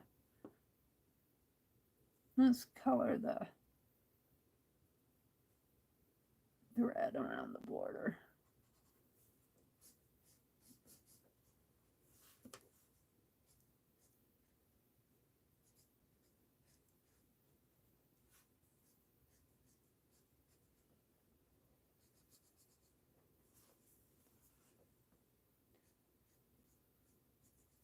Now, I'm not particularly fond of this like it is. I might put in some little filling stitches in the background just for the fun of it.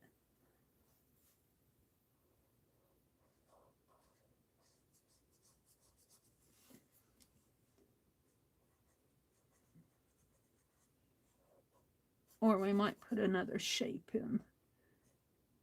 in there.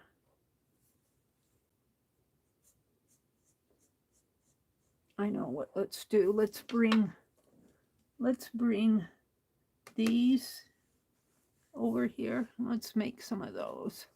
They're just kind of like little oval motifs. Let's see. It actually falls out right around in here. It kind of comes like so, kind of hooks onto each other.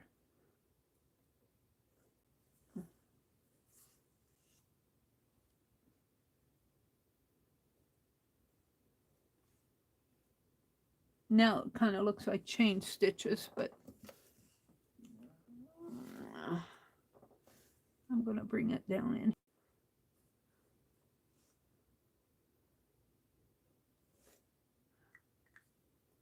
And let's fill those in. I'm going to color everything in because they're all one solid piece. They're not a chain stitch.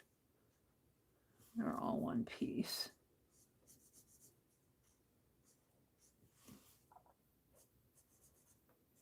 And then, where's my cap? I'm not going to draw every one, but I'm going to do a bunch of little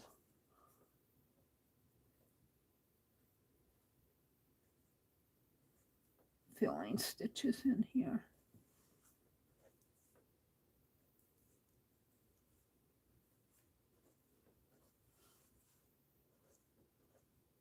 And I'm just playing. This is doodling. This is doodling. Could you see yourself being in a history class? Maybe not history. What would I be not listening to? Socialism. Not socialism, but oh, what are those classes? It's on the tip of my tongue.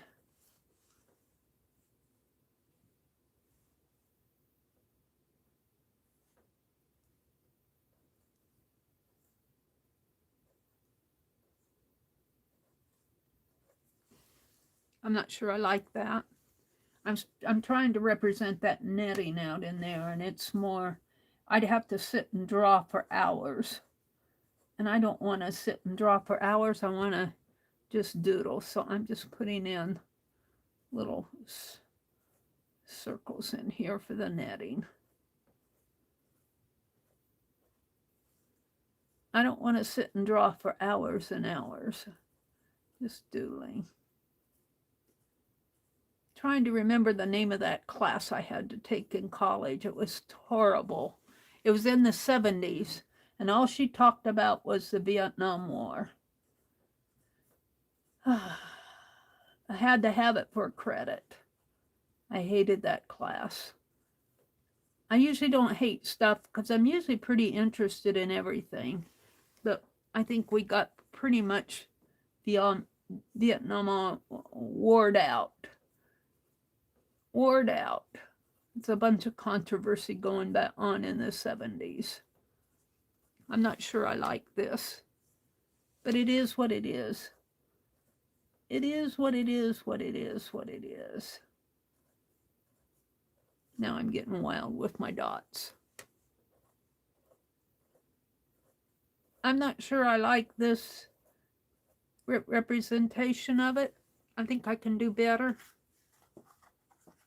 I'm going to leave it and move on. Let's go to another one off of that page. I like these filling stitches. Let's see if I can find another. Let me go back in here. I just grabbed that one. Let's go back into this one. No, what did I do with it? It's out on my internet. Let's go back into here. And I've got to swipe it to enlarge it. Whoops, did I get into mine? Come on. Think. Where are you at? Here. That's not it. There. See, I want to play with these. Now these, the filling stitches aren't circles. They're little, can you see how they're little X's in there? And look at that netting in there. That's what I was representing with my, what did I do with it? I tucked it over here. And I just drew spots. This is more, what, 6 sides? I don't like that. We're not going to do that, though. We're going to look at this. So should I make a shape like a flower here? I'm not really helped on that shape. Let's just make a, let's do like a butterfly wing.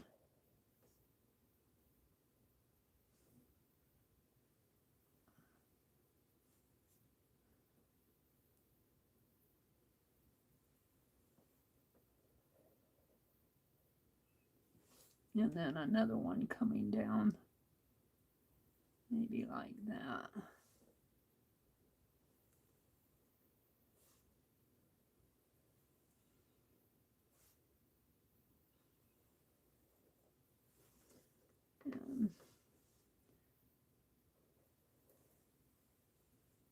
Oh, I'm going to go off the page here. Oh, well.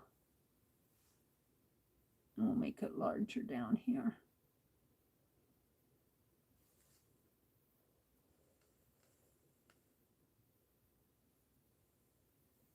So I'm kind of drawing my own shape here because this looks too much like a bow tie to me. Of course, I'm not sure I'm doing any better down here.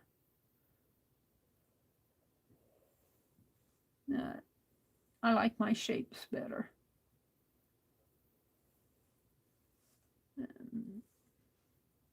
And of course, it's not a butterfly. And then, as you expand it here,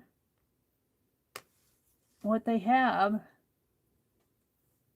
let's just draw the vertical lines first. And mine are going to have to be bigger so you can see them. Whoops.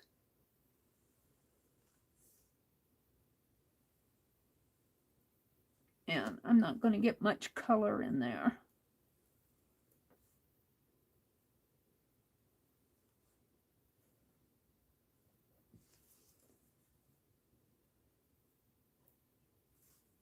And I'm intentionally making them bigger.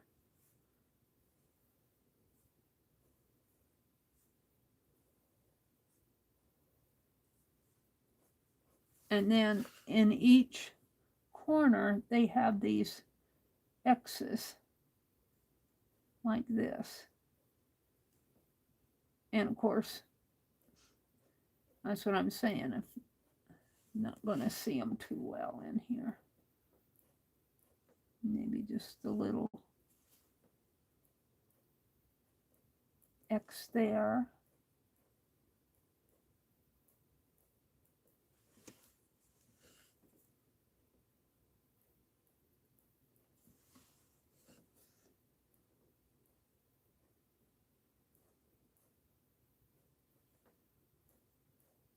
And every little corner has an X in it.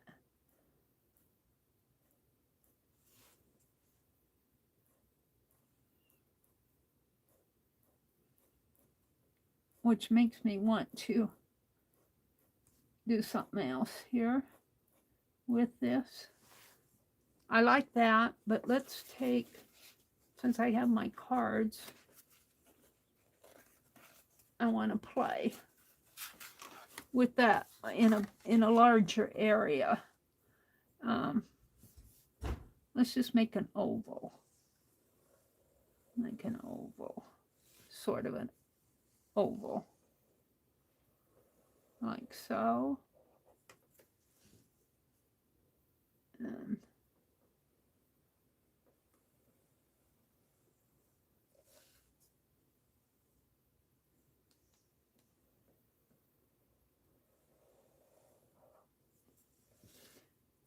all right, now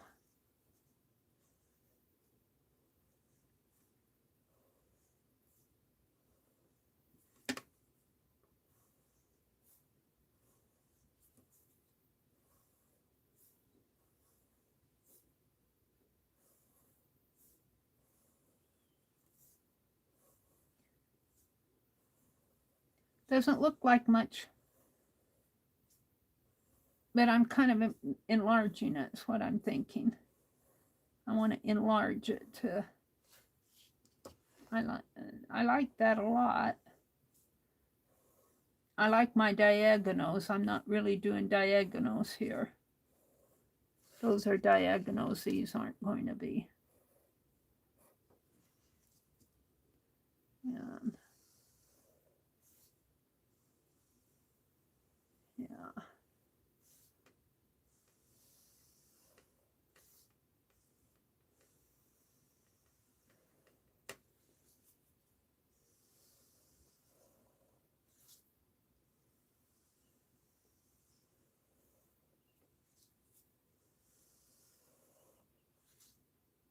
Now you'd have to have a lot of patience to do a border or something with this techniques, but I like it. It's what they call in needlework, they call this a filling stitch. And over here they did little circles. I don't like this card at all, but in here they did little circles. In here they're doing X's.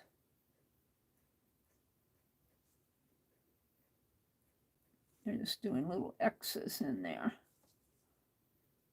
And because I have my boxes close together again, they get smaller.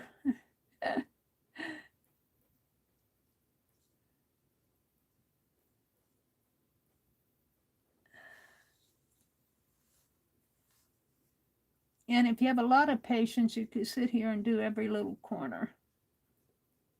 You have to have patience. But if you're doodling, if you're bored, I get bored doing the same. Even with this, I want to move on. I don't have patience to work at something for hours at a time. Even when I'm doing my needlework, I have to move on to something different. Doing my drawing.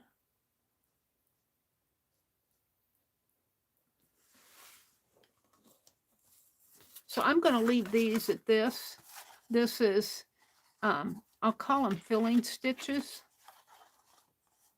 To me, it's, you know, I could come back and fill all this stuff in, but I don't have the patience for that. I want to move on and do another one. Let's color it.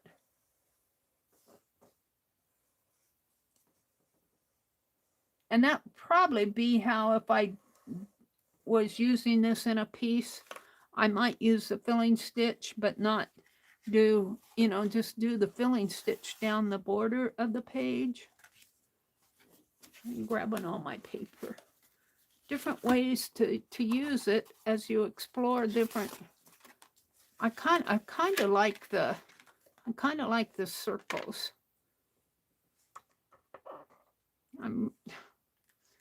I'm kind of going off track here, but that's what happens.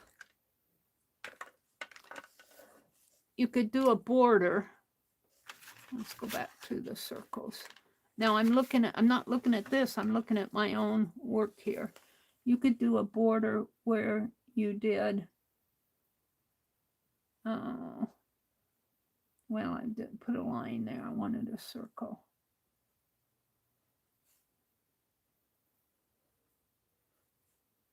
You could put a border in here on your page where you did kind of like a little netting.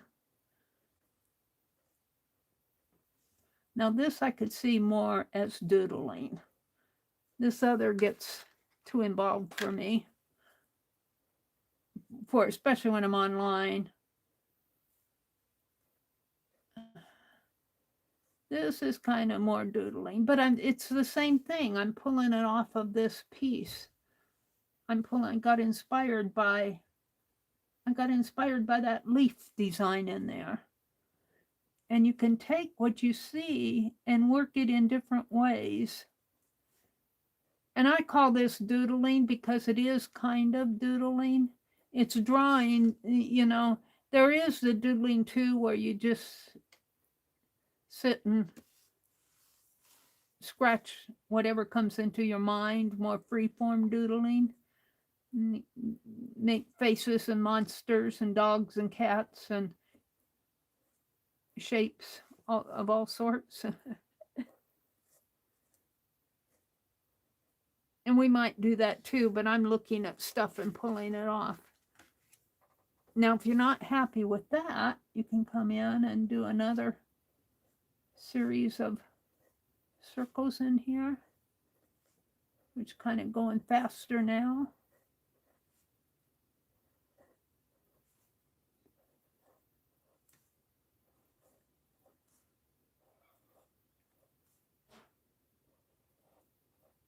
And draw your lines.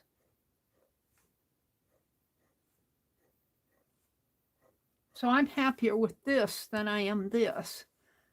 But that's what happens when you play. You do things, not everything's a success, but you get inspired, and now I'm happy with that. Now on the other one over here, they're more X-shaped in the inside of this flower. They're square. Let's do it over here. Let's do the X's as we go. Make them easier to see.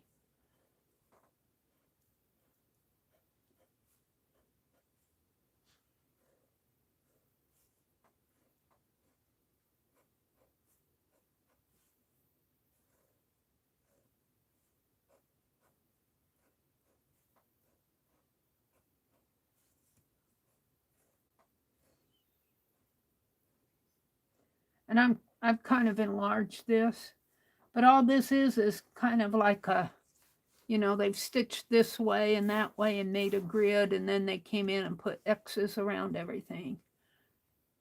They probably did the X's as they were stitching this, I would think. Otherwise they'd have extra lines. I don't see any extra lines in there. But I could be wrong. I frequently am wrong. All right. And then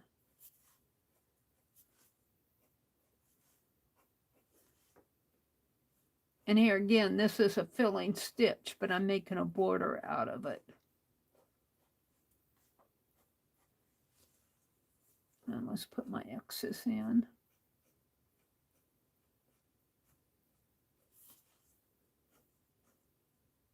Oh, that one's pretty close to it.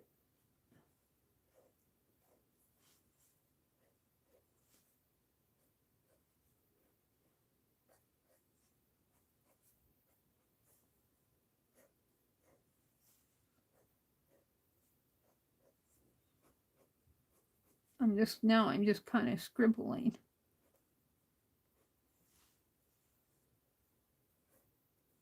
Slow down.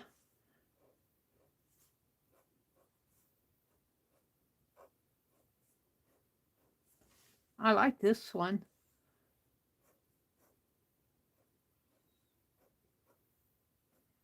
Now, I would call this doodling more than, you know, when you get to working with black and white on cards, you start thinking Zentangle, but I don't see this as being Zentangle. Zentangle is a whole different thing. Although it uses shapes and pen and ink, you're a little bit more controlled and you repeat although this is repeating, but this is more doodling than Zentangle. Although you might see something like that in Zentangle. All right, I'm going to keep that and this and this and this all as the prompt 2. And I might come back and work more on it, but I don't want to dwell too long on that stuff. It gets a little detailed. I want to move on to the next one. But let's look at chat first. Hold on, let me look at chat. Dum. And I'll put all links into all the things on my community tab, so you can play with this however you want, if you want. Let's see, I want to go back and hit the chat filter again. Where is it at? The settings. To learn this stuff here. They change things around on me and I have to relearn it. Get it in my brain where it's at. Hi, Leah. I wonder if Zentangle was inspired by lace. I'm not sure. I think it was a man and now I'm talking what I can remember, but take it with a grain of salt. You'll want to research it before you take what I say as truth. But I think it was a man and a woman were playing with their ink pen and everything on paper, and they started making lines and doing different techniques. And I think that's how Zentangle evolved. There is a history. I think it was a man and his wife, and they were sitting down drawing different shapes on their card. And the more they drew, you see Barb Owen, how she does her Zentangles, how she'll play with them with different things. Well, that's kind of like what they did. And I can't remember why, if they were doing graphic design or what, but it was kind of like what you do, Dee Dee, when you get your ideas, when one thing flows into another. I think that's how Zentangle evolved. They were sitting down initially doing a design on paper, and one thing led to another, and they wound up with all their Zentangle techniques. And Zentangle is much different than doodling. Doodling, you're just kind of, you could go anywhere. Well, you can go anywhere with Zentangle too, but I think I see Zentangle as being more controlled. Like you might put these shapes up here, but then you'll put those same shapes someplace else on the page. And it's a little bit more, I see it as being more graphical. I don't see faces and horses and and all of that. I suppose there could be, but I see more graphic shapes in Zentangle, more things like lace. Uh, but they would probably get into, maybe doing things like dots in here now, or different, they might shade in certain areas, or and they would make it more graphical. Not as sketchy. That's just kind of my verbalization of it. Hi, Leah. Let's see. Arlene says, I don't Zentangle because I can't remember patterns and rules. Yeah, I doodle. There are certain rules in Zentangle if you want to do formal Zentangle and follow all the rules and call it real Zentangle. Doodling is more, to me, more free form, where you're just out there going where your heart leads you almost. But Zentangle can be that way too, but I think it's more controlled. It's kind of my thought on it. Hi, Roy. Did Roy pop in here? Did I miss him? He always comes in and says good morning. Did I miss this good morning? Of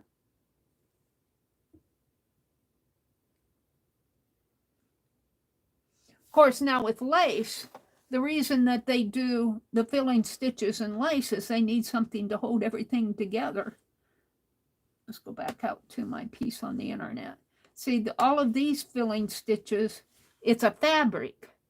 This happens to be a scarf. Isn't that beautiful? Isn't that beautiful? Would you wear that scarf? I might wear it to church. If it were tattered, I might wear it around the house. But they're lace techniques. Now look at this. I like this one much better than that floral one. Look what they've done up here. Isn't that pretty? And they did that with the circles. No, are those squares? Oh, I can't. Let me swipe this and expand it here. Well, these are circles again, but I like that shape a lot better. It's more extended. And look what they've done up here. They've gotten pretty. I imagine they did this with the needle though. It looks like almost dots in there, and it almost looks like a. Let me go to my sample here. In here, I can't expand it anymore, but what it looks like. Actually, I'm going to do it on the back. What it looks like is like a little square in between in between little. Maybe little squares of fabric, holding those together. Something like so. And this is just one square. And then they have a center one coming in here. And then they have a little knot in there. And that just keeps going. That little thread goes off into the next one. Another little square on here. I don't see squares on the sides. There might be, I can't expand it anymore. There might be a little something going on in between. But it's a thread technique. But it can very well be a doodle. I could see that being a doodle. I could see it being a border. I could see it being a filling stitch on, and that's what they did there. They drew a filling stitch on the leaf because they wanted that leaf to be more dense than the background, so it would pop out more. But I like what they've done in here. I like this shape, and it actually overlaps each other. The shape overlaps each other. It's kind of interesting. Lace is interesting. The edges, I can't get much of the edge here, but look at what they've done in there. It's almost free form in there. Something like.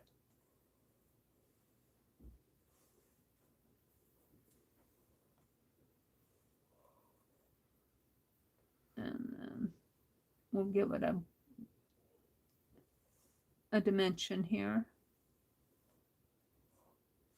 and then the lines are squiggly. And there's more than one. I'm not representing it too well. There's another line maybe going in here. And there's lines.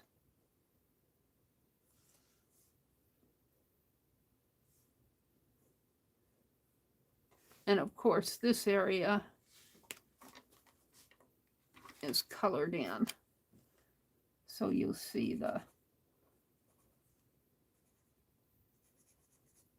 it better.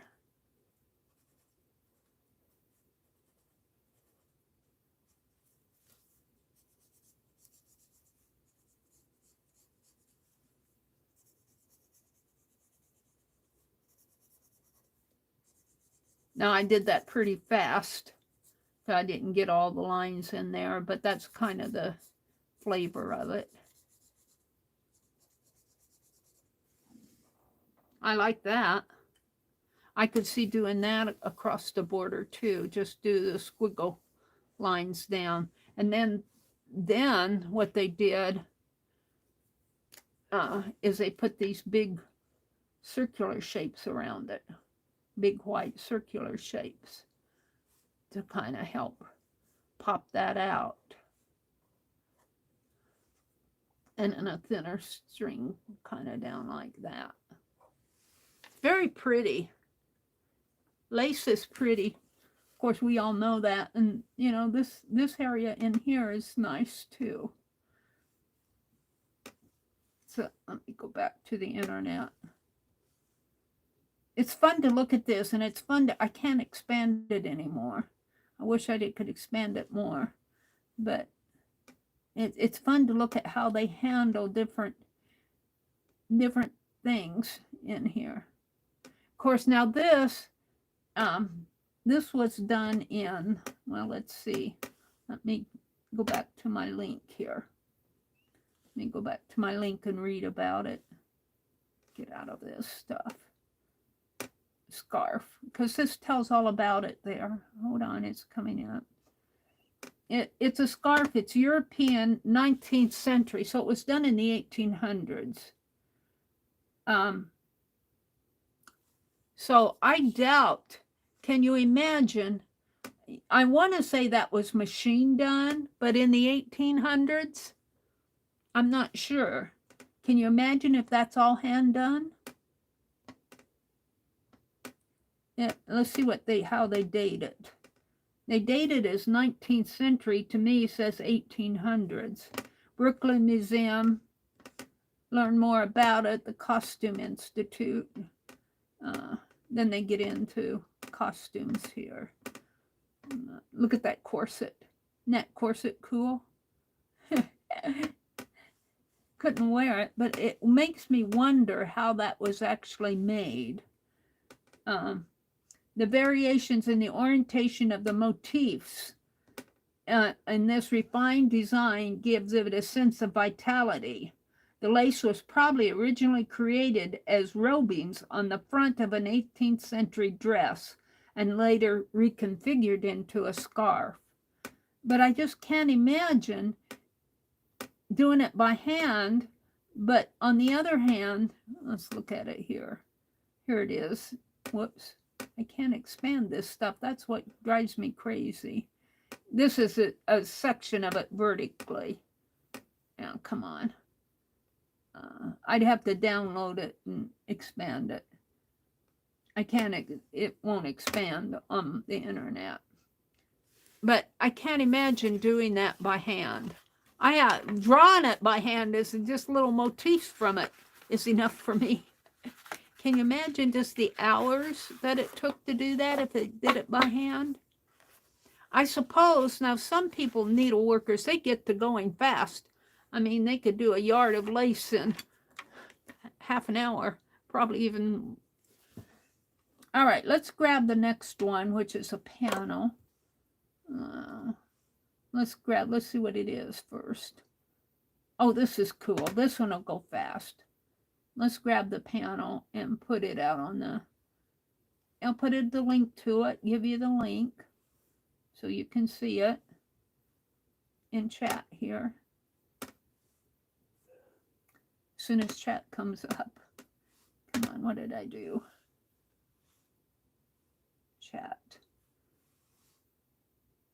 This is the next one.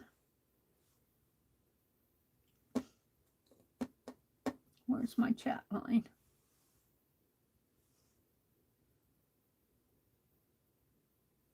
And I have to put a space in there. It doesn't give me my space.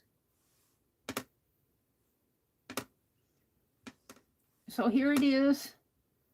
Isn't that cool? Let's read about it.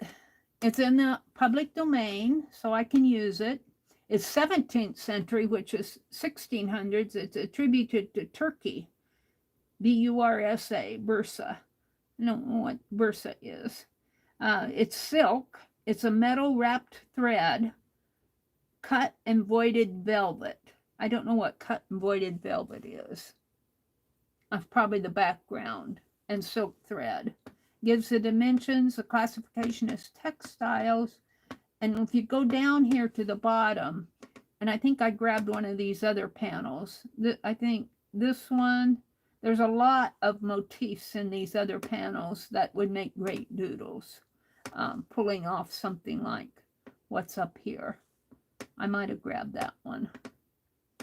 But I always like to check, but when you do grab them down here, make sure these are old enough that they're probably in the public domain. But when you grab something like this, click on it. Make sure that's got that public domain open access on it, because not all of the ones down below, when they show more, not all of them are in the public domain. So this one's kind of cool. I like this. Look at this shape. It's actually a circular shape, and it comes, you know, it comes in and does that little pretty little flourish at the bottom, and it has a tulip shape. So it's almost like a tree going out that way. And here's, you know, here's, it could be like a flower vase too. A flower, like this is the stem part of the flower, and here are the leaves. And then this, as it blossoms out this way, and then they make it fan shaped. And then in each area here, they put in a motif. Now you can handle this several ways. You could draw this whole thing, or you could grab a motif, which is what I'm going to do. Which one do I want? But I could come back and do, you know, I could do several off of this. Look at the one in the center here. Look at this motif in there. But I think I'm going to grab this center motif right there, and we're going to do it. It's very simple, but it's fun. It's something to, and I call these doodles. I mean, you could take and use this in a lot of different ways, but I'm just going to kind of represent what I'm seeing the best I can. It may not be perfect. And let's see, it has a shape coming out this way, kind of like little leaves, and a shape coming out. I might have gotten too big on this, but we'll see. I might have to shorten it up a little. And coming out this way. That's this one. Now it has another one coming out this way. And this one gets a little boxier here.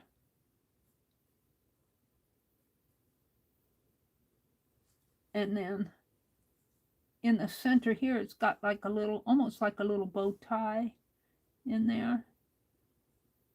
And if I can get that shape in there, I'm kind of up too high for it. Almost like a little bow tie in there. I'm not so sure. I might have to do this one again. But it's doodling, and that's what how I want you guys to look at it. If it doesn't look right to you, kind of keep going and don't you know, it's just you sketching on paper and having fun with it. That's the whole purpose of this, is just to have fun. And it's to, actually, I find as I look at all these things, I can't help but think how artistic people were. We tend to think we're so sophisticated in our day and age. Let me tell you, we don't have anything over some of the things that were going on in the years past. There are a lot of artistic images, artistic people. Now it gets into a little flower here, and I'm going to kind of make mine smaller because I'm going to run out of space if I don't. And let's see.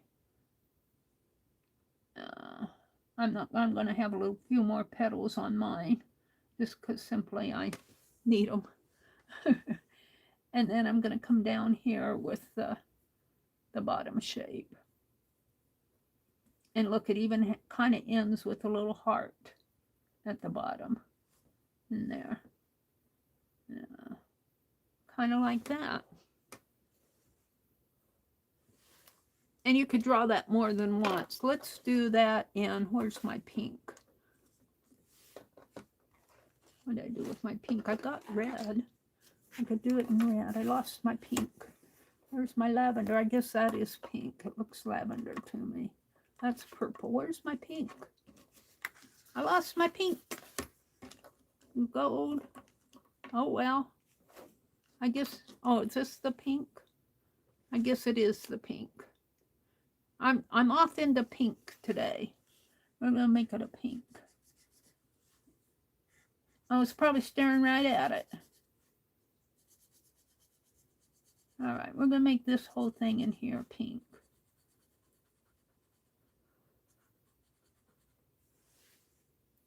And then let's get into the different greens.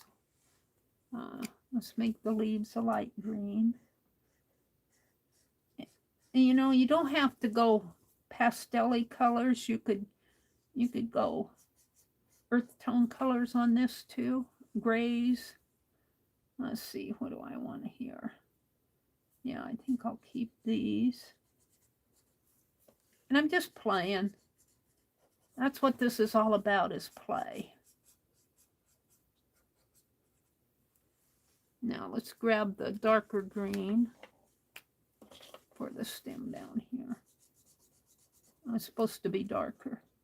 It isn't the darkest green. There. It's a little better if I layer it.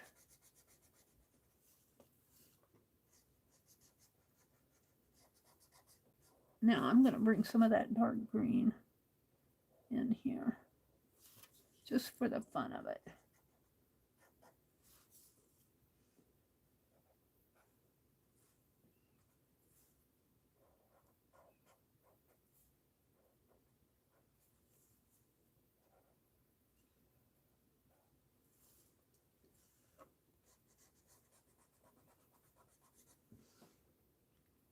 And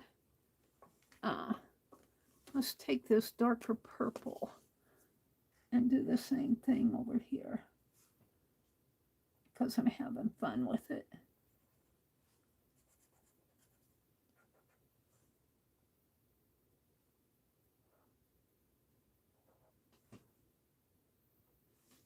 Ha!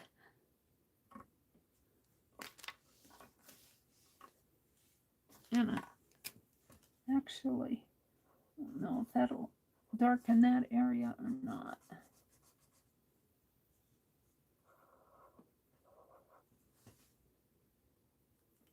And do the pink again in here.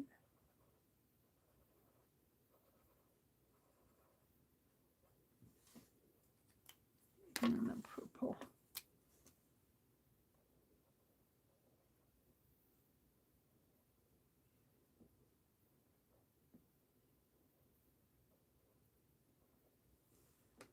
And let's make this purple.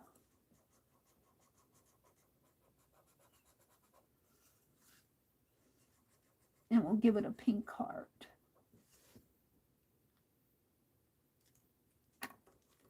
Now that was pretty simple shape, wasn't it? Anybody could do this. This doesn't take a lot of talent. And I kind of like these lines because it's a fan shaped. I like the lines going like that. You could take your, let's take the gold and go up like that. Maybe a couple times. And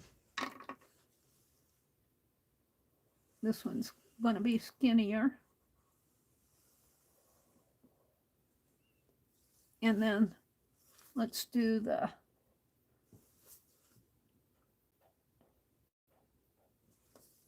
little points here.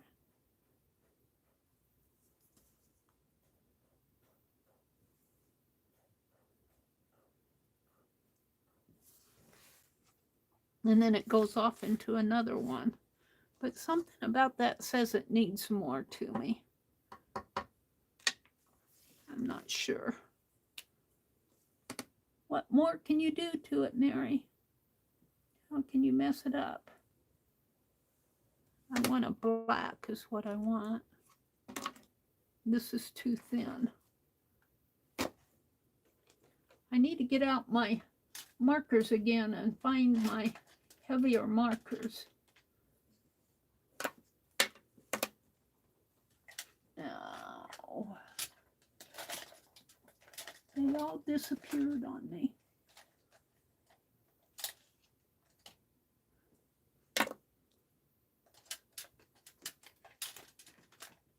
I've got good finer point markers.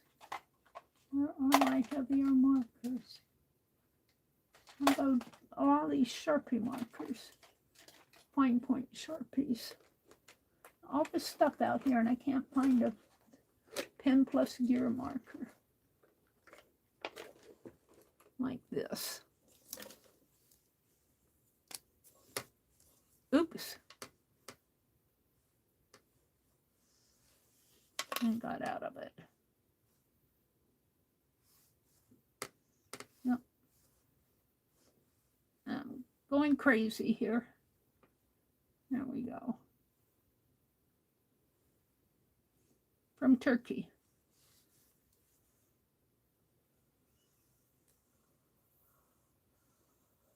Yeah, I got to have my black. I've got to have my black on there. It just makes things pop. Let's do this.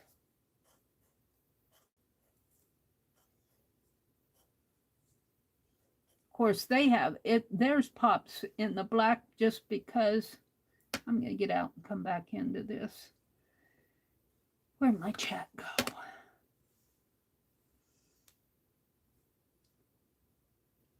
Arlene needs some coffee. Let me come back in, expand it.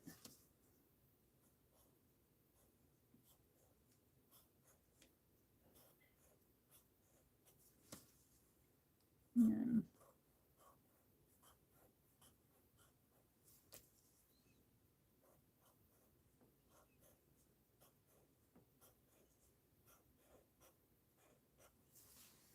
well, and then I need a line down this way. And a line down this way. And you can just keep going. You can keep going with this. That I frequently do.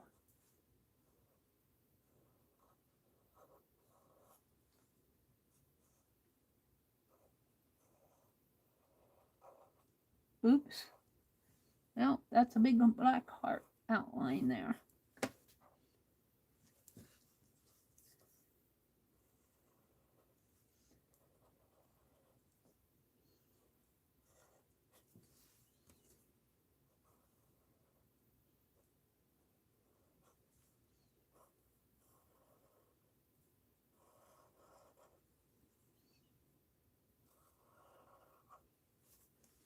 I'm going to stop. Now, I'm not dating these. I need to date these. But that's one. How many cards do I have left here? You know, you can just keep going on this. There's so much in here. And most of it's pretty simple. Like that's just a tulip shape. Look, they even did a leaf and they put flowers in the leaf there. I kind of like that. Flowers inside of the leaf.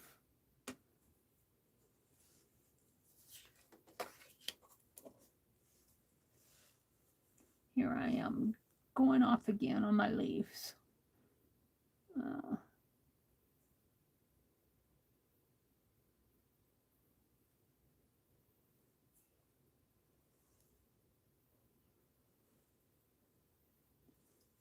Need a pretty fat because I want to put flower shapes in there.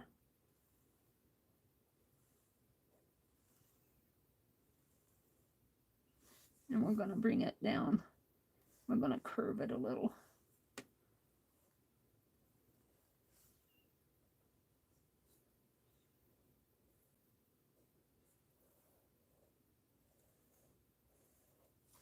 And then they put pretty little flowers in there. Then you could doodle your flowers, 4 or 5 petals with a little stem on it, a little leaf, and another one.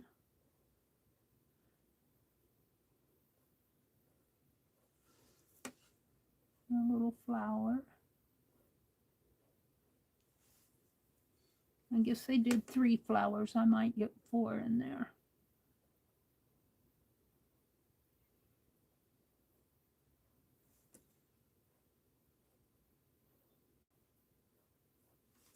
I'll put another one down in here.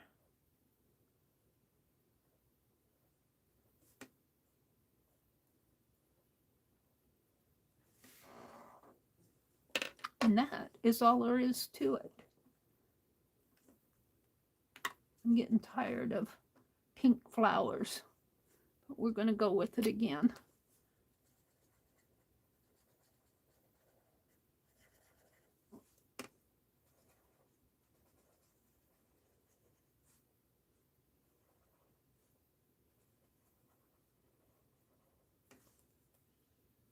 Theirs isn't colored.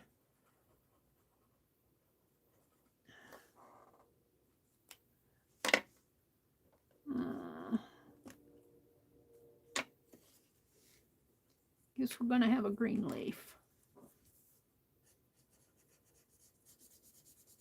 Color this in fast. But what am I going to do for those? Gold, brown. Let's pick this. Let's pick this darker gold and see what it looks like on here. Yeah, that'll work.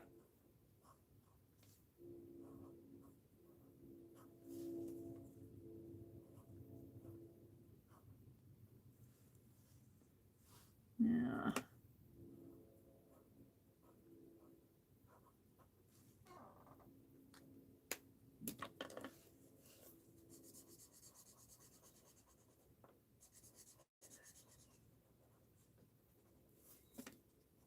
Oops.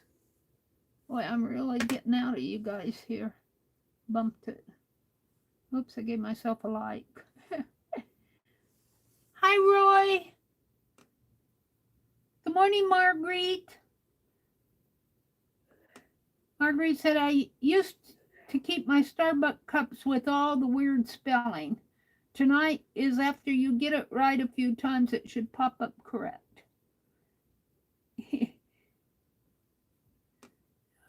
Marguerite came in. Brenda's here. Arlene went for coffee. Kelly, hi, Kelly. Good morning, Kelly. Brenda said it's too early for it. She decided to leave here in about an hour. I'm venturing out to water Charlie if I can get him to come out of his igloo. I want to get what needs done while someone is here. Yeah, you don't want to be out there walking around in the cold by yourself. Something would happen. You know, to have people around you to check on you. this cold weather can be dangerous. So I'm just doing the leaf here, and I'm doing it pretty big. I like the idea of little flower motifs in a leaf. This is kind of the idea of making a shape and putting other shapes inside of it. But could you see an entire flower? This is just one leaf with leaves inside of it. It's kind of folk artish in a way. And I'm just filling it in with some green here real fast. And you wouldn't even have to do a very detailed flower, but I could see a leaf here and a leaf going out that way, and the stem and a pretty flower up in there. And my coloring isn't the greatest here because I'm going kind of fast. But I kind of like the white spots in when I do my artwork. I kind of like to leave white areas because I feel like that gives it some dimension. Because I don't do a lot of tonal work, because I've spent hours doing that. This is blue marker, a blue metallic marker. Boy, it's nice and juicy. I've had it for a while.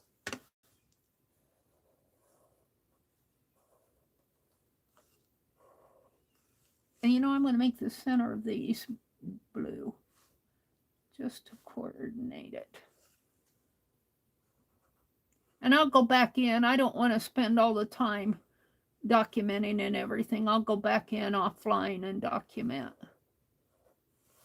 But I've done several things just off of one example out there. And you could keep going. Let me go back to the link here. You could look at this and look and see that they made their leaves. They actually did do that on their tulip. See how they did the base of this fan-shaped area, which I think they're representing as a flower. And then, you know, they've got the base, and then they've got kind of a leaf shape inside of the base of the, what do they call that? I forget. There's a name for it. This little part, the little stem part of the flower at the base. And then they've got the leaves, and then they're representing the stem down. Gosh, it floats around on me down in there.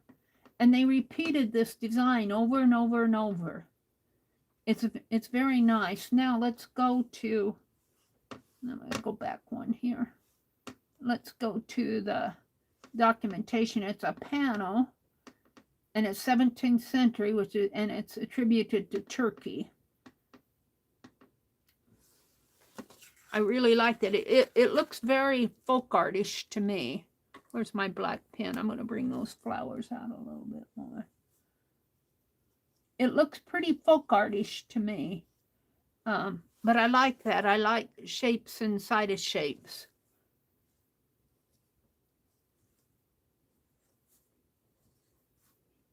And you wouldn't have to do flowers. You could do something else inside of your leaf. Do bugs. Bugs on a leaf. In a leaf. Let's draw a little line, black lines there to kind of help these pop out.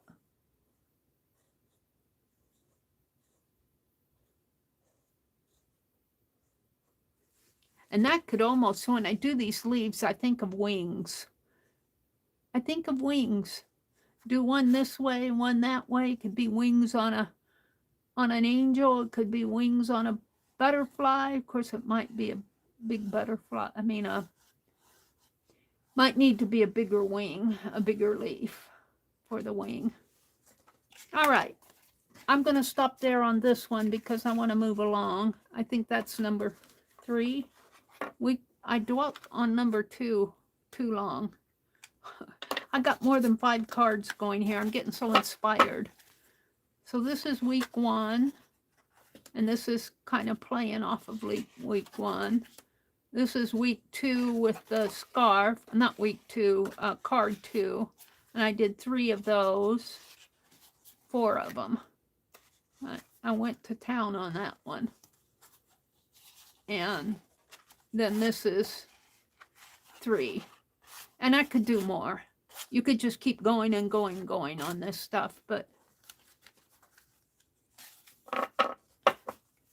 let's see. Let's see what my next one is. My next one is, oh, it's in a foreign language. I don't know what that means. I called it page 47 because it is page 47, but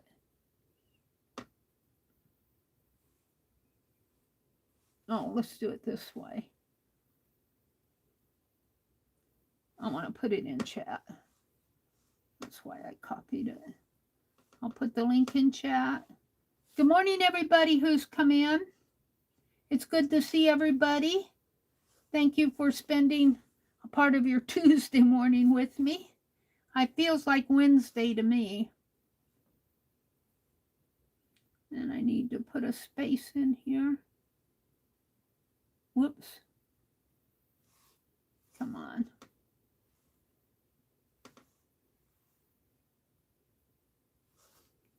It's hard to get in there. Oh, it's not going to let me put the space in there. Oh, yeah, there it did. All right, let's go to this one.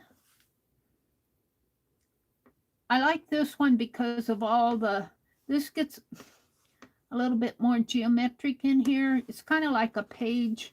Well, it is a page in a book. It's kind of like a sampler though, but it's got, you could just, you could work for several weeks on these different designs. It's just, I could do several cards off of this. I'm not going to, I'm going to pick one, a fairly easy one.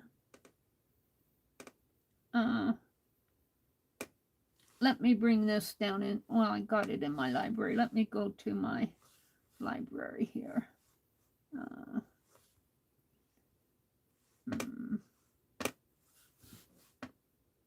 Where is it? It's here. Because I can expand it more.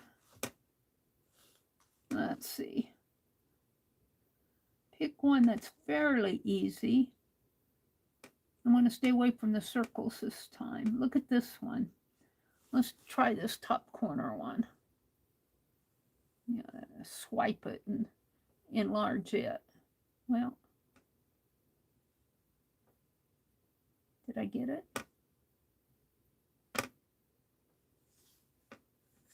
Well, I'm not getting it swiped. Hold still.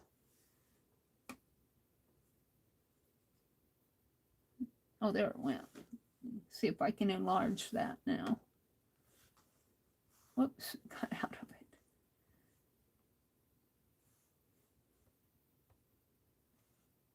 Yeah, there we go.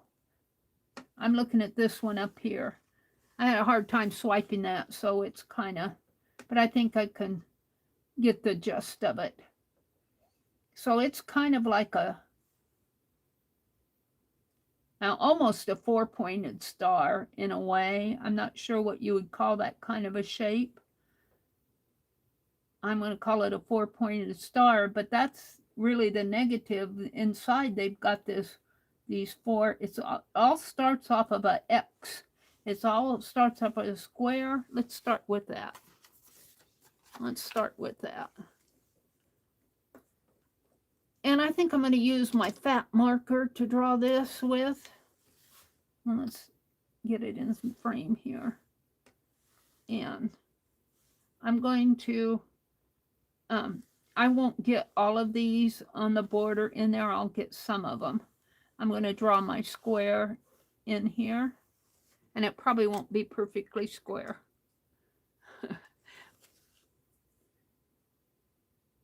And so I'm going to start here.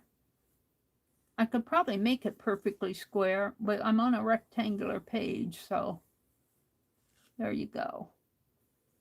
I'm not going to worry about it. It's a doodle. It's a doodle. We're just playing with it. That's pretty square. All right, then it has the center lines coming, and they're pretty prominent. coming through this way and through this way. This is not hard to do. And then in the center, in the very center, they have an X. Like that. And then they have this kind of a, I don't know what kind of, I want to call it a flower, a 4-petal flower, kind of coming like this around in each. And that line actually goes through the petal, kind of comes down like that. Maybe I'm getting off here. Like this. And mine's not exactly pretty there, but something like that. And then they have the star shapes coming out this way. And because I'm working on a rectangular piece, it feels weird doing this. And I'm not perfectly square. You could measure it all out, but this is a doodle. This is not meant to be perfect. Comes out like that. Like that. This could be perfected. And inside here, they have a circle, and I'm going to have to make mine fairly small. And then they have some kind of lines like this in it, kind of weaving lines. Might make this one a little bigger. Kind of lines like so. They get a little dark. And then they have a square here, a mark there and a mark there. A mark here and a mark here. And they do that on all 4 sides. I'm getting better at it. And I think this mark in here, well, no, they have, out of this circle, they have little, I guess that's supposed to be a stylized flower in there. They have little marks coming out, 3 on each side, like that. Don't have room for that one. And then down here.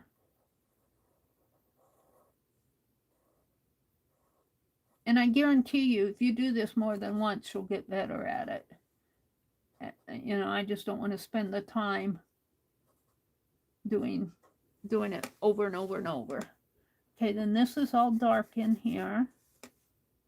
And actually, it is, I'm going to make this one because it looks pretty dark. But actually, you can see, if you expand this, you can see they've got lines in there, like this. And it's all crossed. And it shades in. I'm not going to attempt to shade it. I'm just going to color it all dark. But if you look at it close, you could see that there's lines in there. They make it. And then it gets shady. I'm not going to worry about it because I want mine all dark.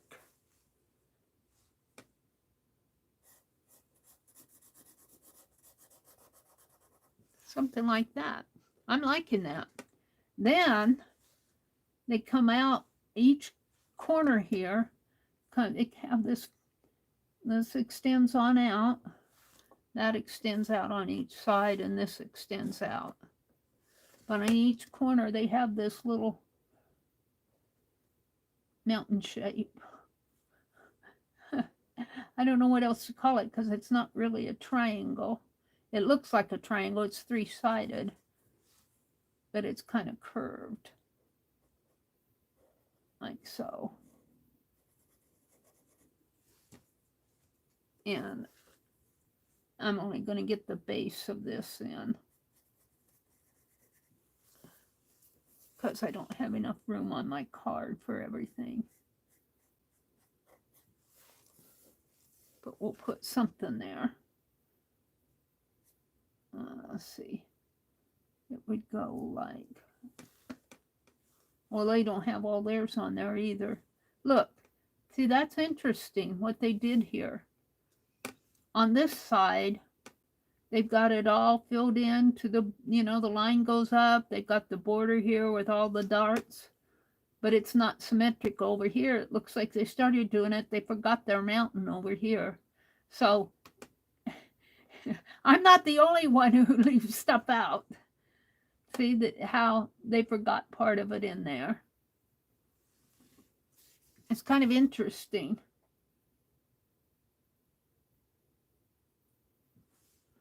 All right. Well, but I'm gonna put something in here. I just have to figure out how it goes. Yeah. Mountain shaped, something like that, I guess. And then down here kind of comes to like this.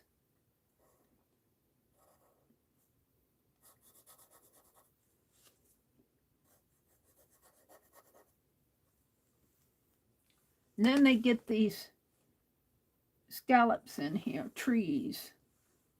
Looks like jello rolls, jelly. You know how they do those jelly pan things? Whoops. Oh.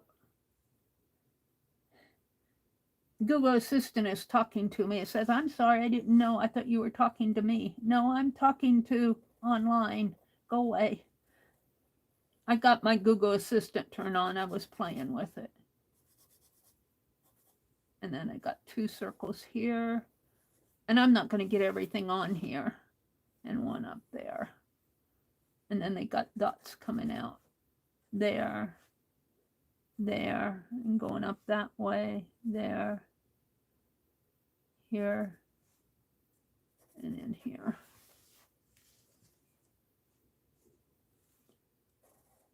And actually there's a line coming this way, if you could see it. Mine's going to go off the edge of the paper, but there's a line here. And they've got dots coming there. It kind of helps complete the design.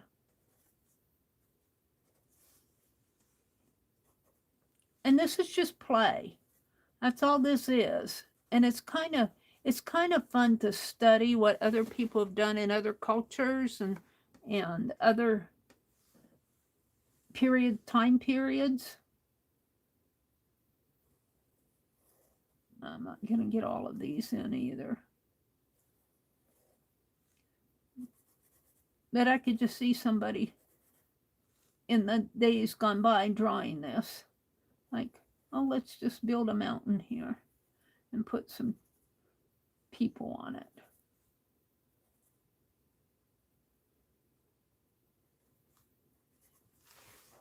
Okay, let's do this side. And of course the sides can kind of represent the sides here too. Just draw a black line there. You aren't going to see it unless there's a paper underneath of it. Maybe use the back of one of these. Now draw a black line and put the dots in there. Of course, I got to get my mountain in there. That would be a much smaller mountain.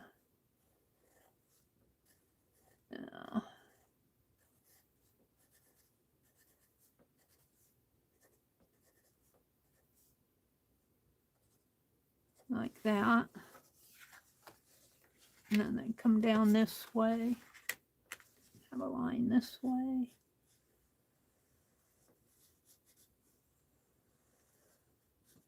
With the dots.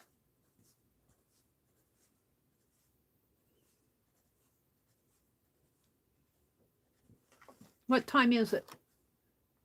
Oh, it's only 7:30? I feel like it's 9:30. Gosh, I've got plenty of time to play here.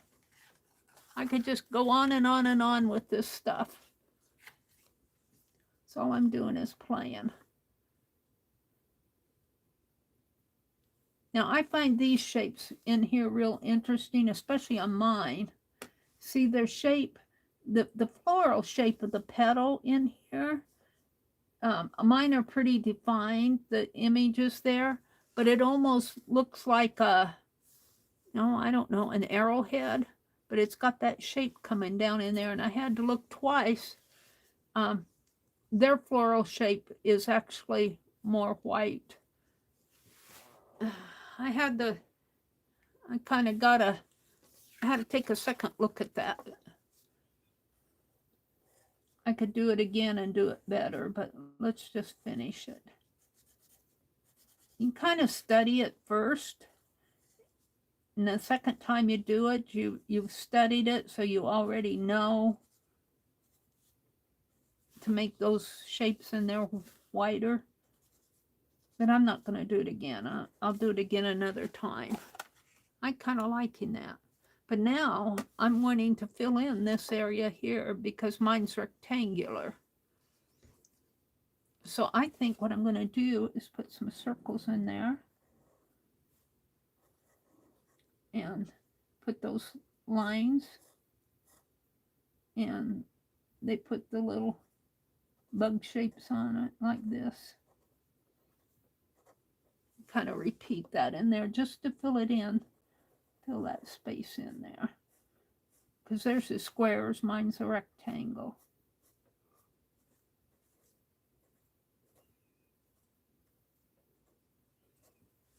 And if I had space up at the top, I'd do that. And then I think what I'll do is enhance this line a little bit more.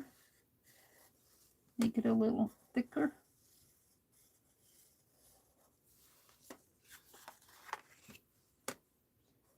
And this one I'm leaving in black and white. I'm not going to attempt to color it. And you know what's coming next are the dots.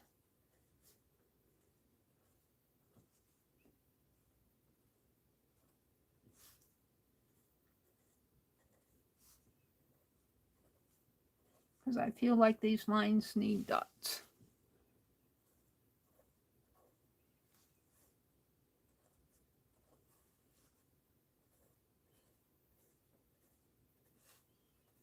There, I think I'll call this done.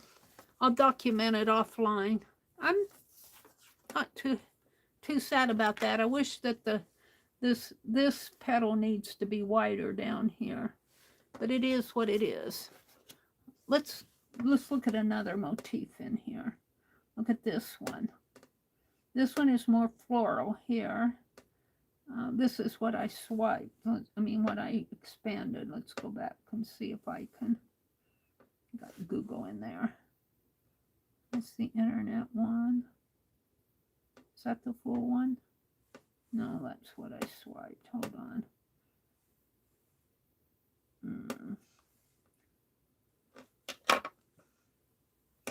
Let's bring this down again.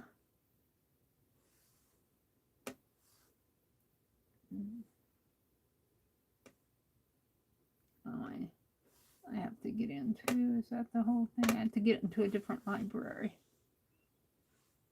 Is that the whole thing? No. Thought I downloaded it.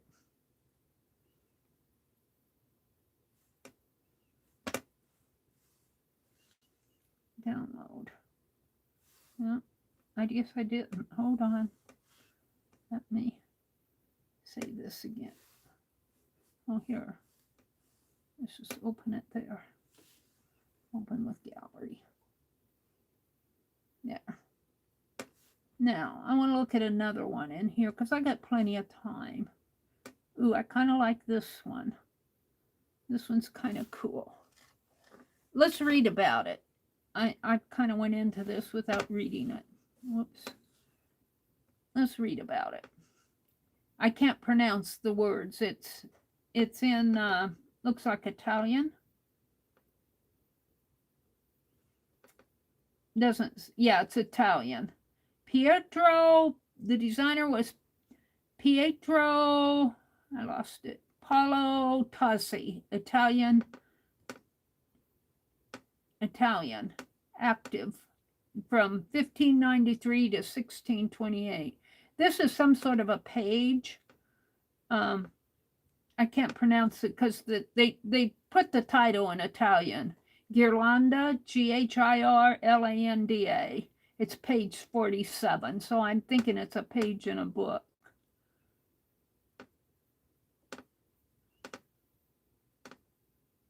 Yeah. You'll learn more about it. It's an etching. Here's another one down below where he does a lamb, it looks like. And look at what he does in there. I like to go exploring on this stuff. This is the public domain library, so I can feel pretty free to, let me go back into my, let me bring it back here. I can feel pretty free to look at all of this and copy it and learn from it. And I'm going to save this off again. I'll clean out my library later. Hold on. Jump back in. How come it's not? Let me go back. It's not taking me to the right one. It's not taking me, it's taking me to the image and not the page. Huh. Well, that's interesting. I guess I'll use it this way. I wanted to go to this one up here. Where was it? I did that one. Well, I don't like them using off of here because it floats around on me. What one did I want to do? It was easy. Wasn't that one? Was it this floral one?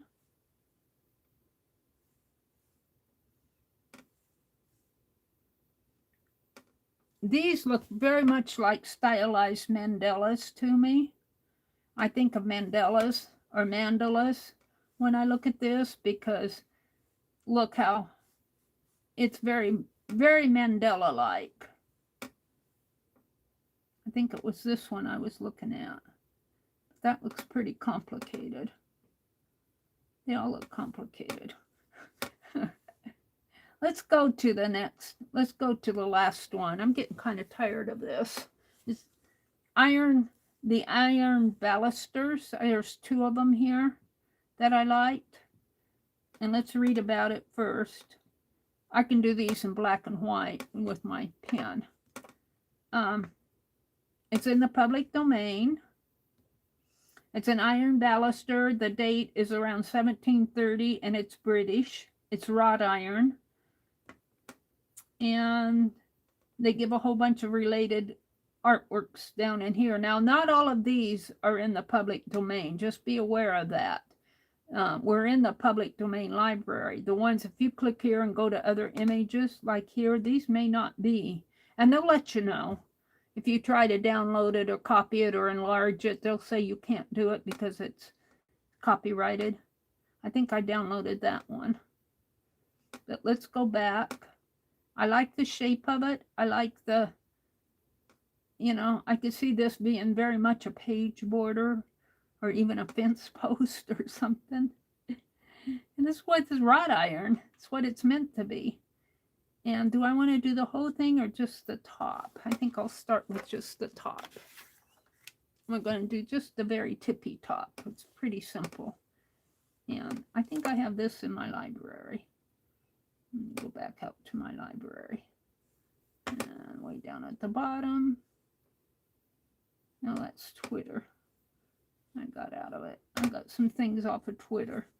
My own picture on Twitter. Here. And here.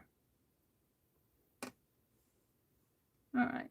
And we're just gonna do this right in here. And it's very simple. It's very, very simple. I'm going to start with the center, kind of a leaf shape. Of course, it's fatter than mine.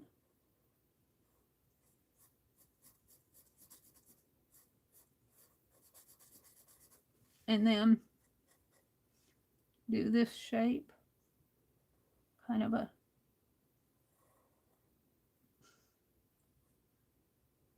I don't want to say a pear, it's an oval shape that gets pretty skinny at the fat at the top and skinny at the bottom, like that. And then it comes down into these shapes here. It's a little fatter in here because it gets the leaves. And then it has these curling around. Remember, this is just wrought iron, and if you look at it, it's not perfect. It's not perfect. So if I go off and make a bump up there, that's what it does. And then it has the that way, and then coming off over this way.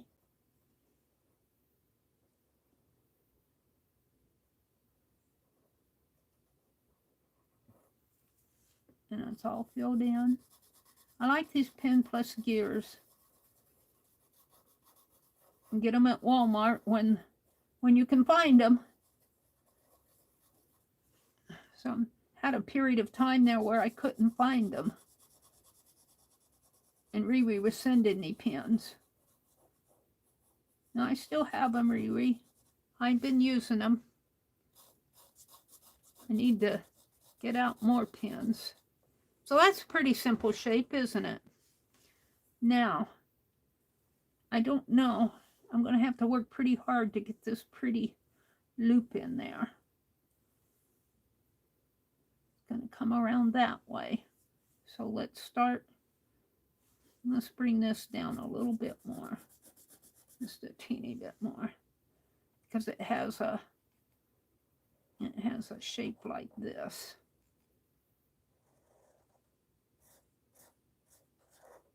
And then it goes up, up, up, up, up, up, up, up, and around.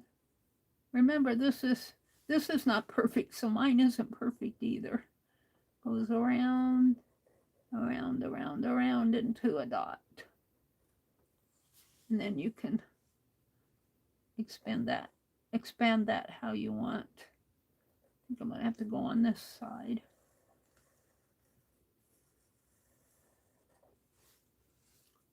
It's actually a little bit thicker.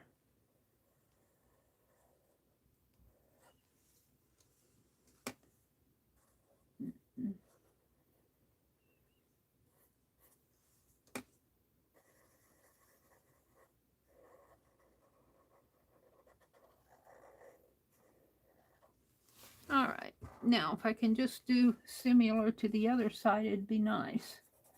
But I never quite get it.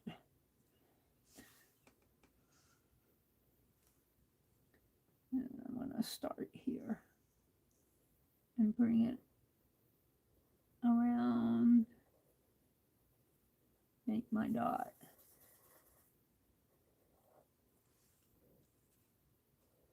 Bring this up.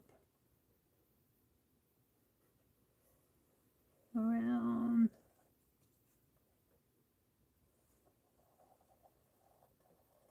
about to there, and about to there, and then curve down that way, and then start filling it in.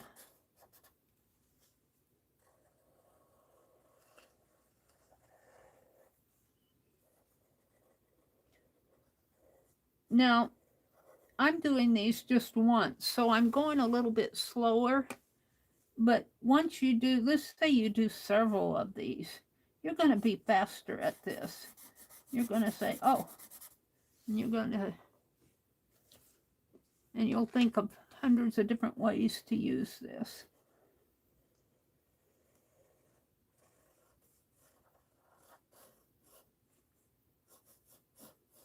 Like I tend to think borders. I could think of this going this way and then repeating over this way. So I have a 2 with some sort of a pretty thing in there and having that be the border. And they almost have done that like this, only this is more rounded down here. But take that shape and just flip it like what they've done here, and then sort of a band and then come out that way. And do that in a border, or you could only use this.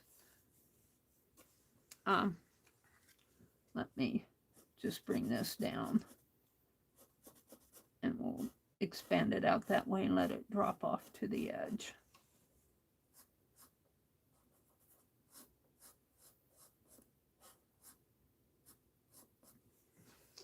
Like that. And what I'm thinking is something like,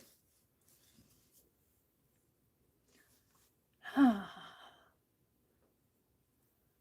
I want to do it in the center or on the side? I'll do it on the side. But I'll have to start with these.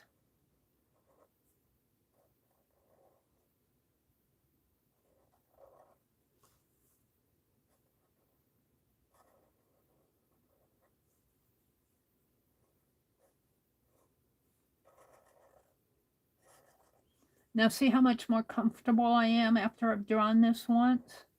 I'm a lot more comfortable making this. All right, now let's just put a dot there. Let's fill all of this in. And this is where it gets into doodling. You've studied this shape off of this wrought iron fence and you drew it out once the best you could. Now you can take and doodle with it. You could draw these several across this way, or you could turn this upside down and do another one. And I'm not going to look at that. Bring it, I want to look at this one. Bring it up this way. Bring it in.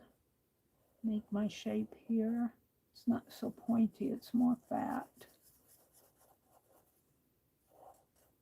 And do another one over here. Of course, I want it. Now I can look at it. She's given herself permission. Like that. And then like this. Whoops, that's not pretty enough. Now I messed it up in there. And you probably see stuff like that out on the internet. And you know, then you could do like a little leafy shape in here if you wanted. Maybe one over here. And another good place to get, if you'd like to do borders, is old publications, even around advertising. They'll have fancy stuff in their borders. Let's see. Let's pull. See how that curves into kind of like a little heart? Let's pull that down into here. It's kind of like a little rounded heart. Kind of like.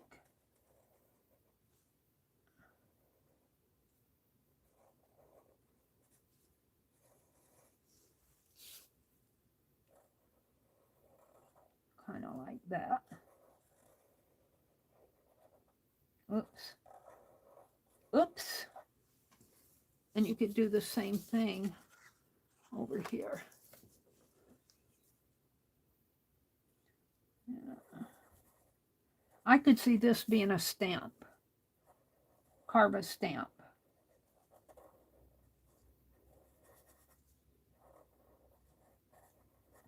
I could see that being a stamp carving. So that is, let's see, what I'm going to count these here. I think, have I done all 5 of them? I think I have. I'm not sure. This is 1. And I've done, you know, I've done several off, or a couple off of some of these, not several. Some of them several. This is card 1 here. That was card 2 where I was, you know, and I could almost play with this now with my black pen. like this. Now I'm getting inspired. Now you're getting inspired.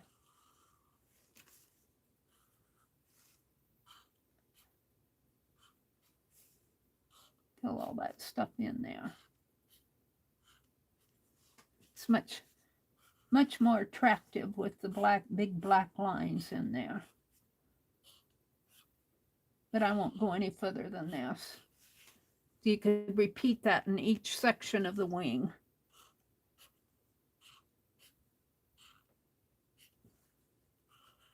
And that's what they did on their lace. And I just can't imagine doing all that by hand. Just, man, the time that they must put in. And the same way with this, I was showing a shape with these, and I'll only do the top part here. Enhance this more with the black lines. And I'm off in my world. I want to welcome those of you that are out there. Thanks for coming.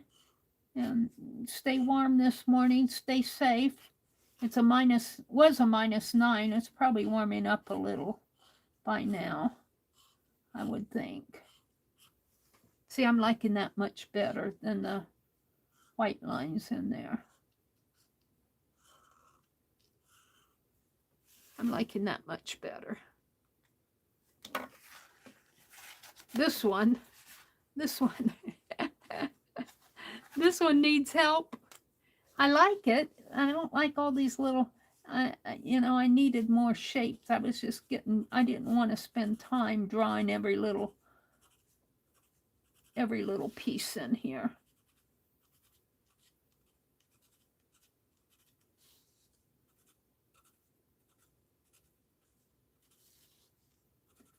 Even coloring in all these little dots. Spend time doing this.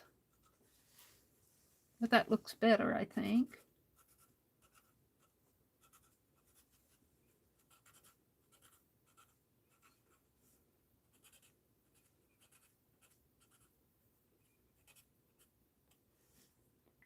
And I could outline all that, but I'm not going to. So that was one. This all is two. In the same way with these, I could make all of these dark, and I think it would be so much more attractive.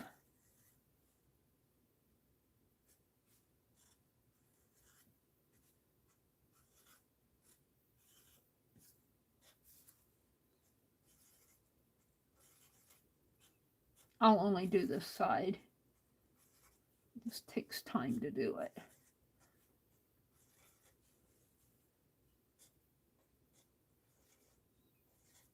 This was all card 2.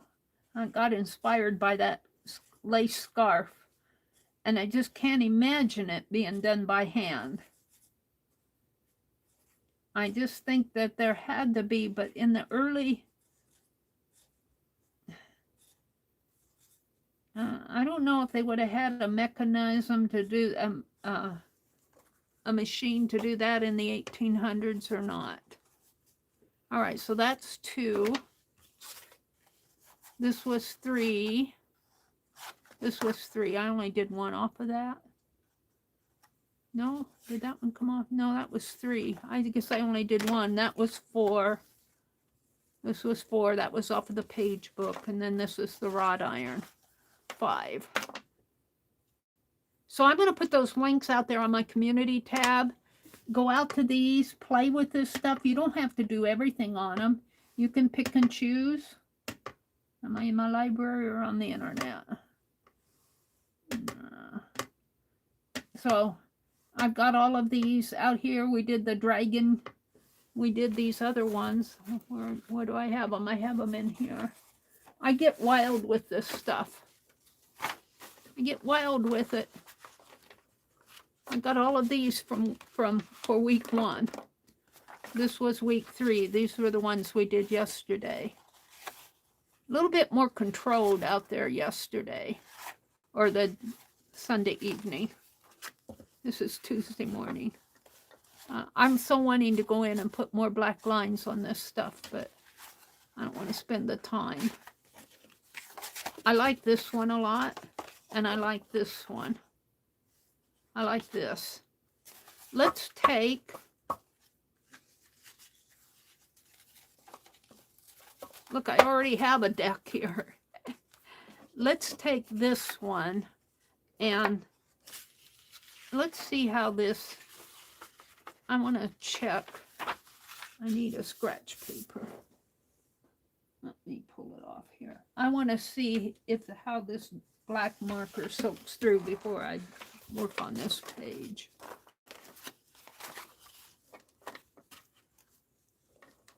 I want my black marker.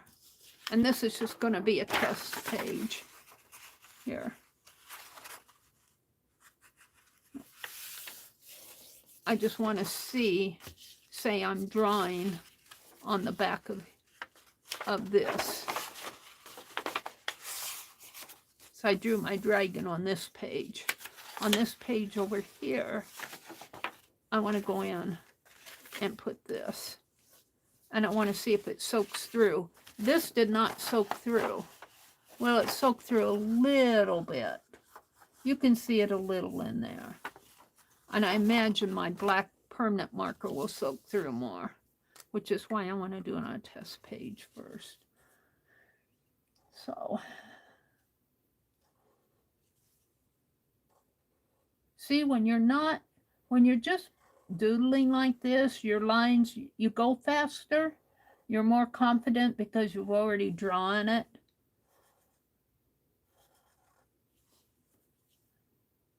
Let's see, I put these in here. I put these leaves in here. And I'm going to continue doing that. And then I'm going to bring this down this way. And we're going to curve this like so. Maybe a little bit fatter. I have trouble making my curves match sometimes. And then it comes down like this. And I do a piece like that, the little heart. And then I've got the curved heart going on in here.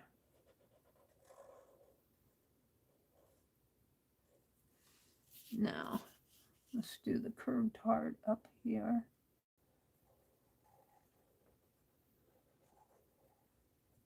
And let's color this in, see if it...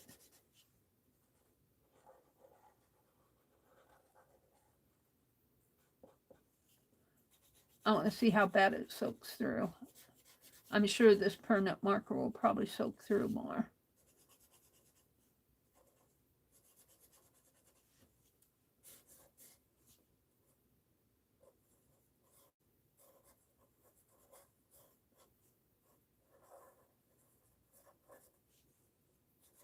And I'm going pretty fast here. If you go slower, you can control it a little more.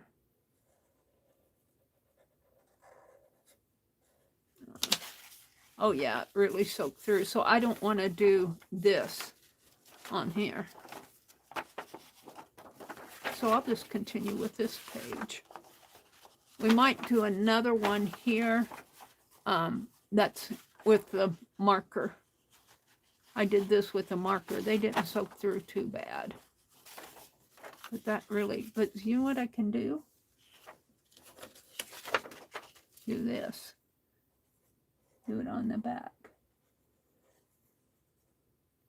And you get to see your mistakes.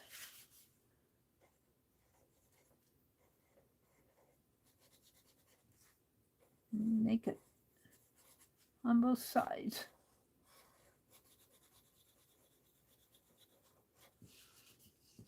And then what I'm going to do is, let's put diamonds. This is doodling. I like the diamonds there. So we've taken one of our shapes, one of our motifs out of our doodle reference cards, and we've done a page border. That's the whole purpose of me doing this, is to get inspired. Now the dragon I kind of used as a title page for 2024. But you know what else inspires me? What I'm really inspired with are these petals. I might do something with that.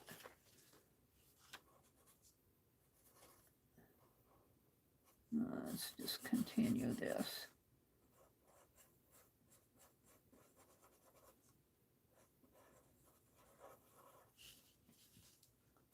And then I could journal on this page.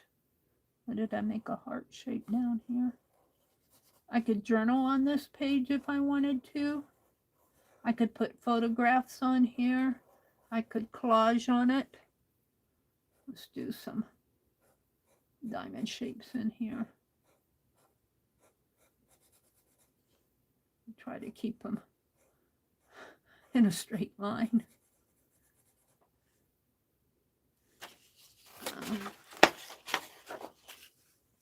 That up here.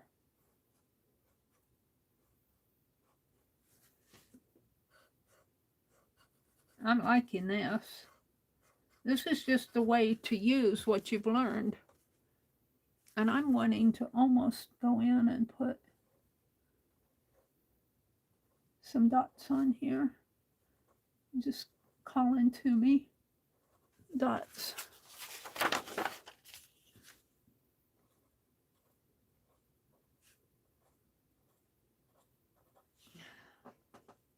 All right, and so now on this side, that goes on the very bottom. I got to document all of this stuff on the back so I don't forget. On this side, let's do these because those inspired me. And we're just going to, how am I going to do it? Do I want to do one big line of it? A big curvy line, I think.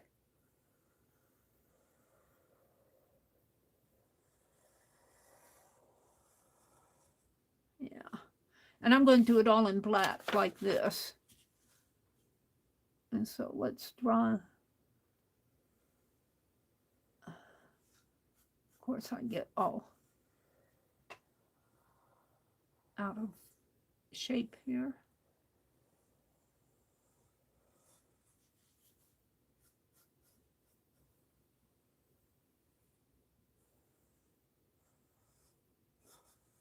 All right, now I want to come in and put these rectangular lines on there. Or not rectangular, diamond shapes. For some reason, they just inspire me. And I guess I'm going down.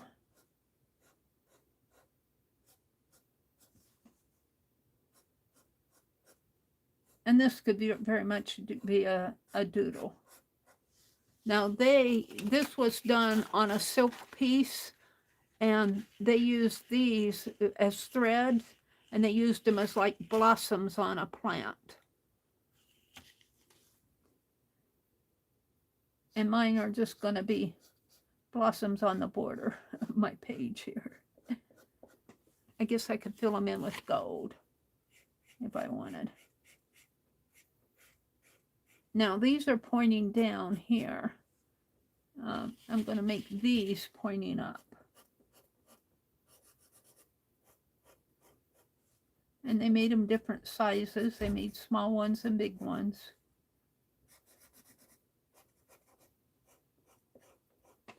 Of course, theirs was done with silk thread on felt. Mine's a pen plus gear on paper that I got at the thrift store.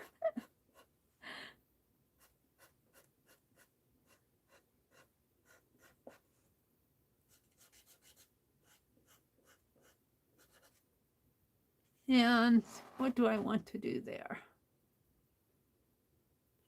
And something says I want to do some leaf shapes.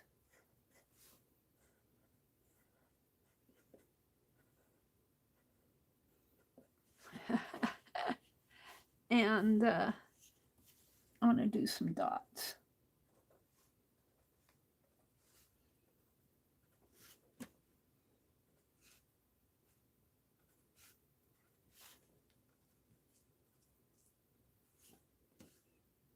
You can't have flowers without the pollen.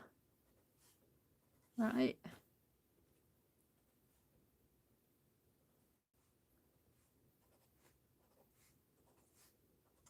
I kind of like that. And here it is on this side.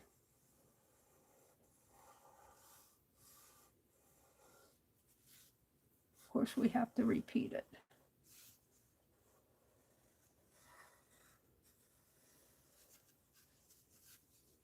Now this could be a page in my front porch journal. I could do a front porch journal with motifs that I got from my doodle cards. But I think I'll put this in my January journal. All of these things that I'm playing with here. My pages from them.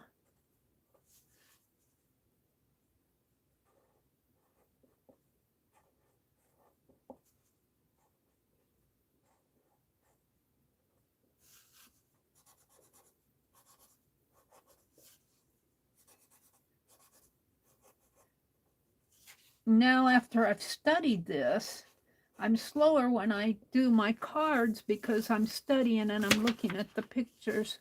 But when I start actually using it, I get faster because I've done it before. And I'm more comfortable with it. And you kind of get more creative with it as you play with the different shapes. And I think I'll leave it just like that. And I got this one, and now we have this page in here.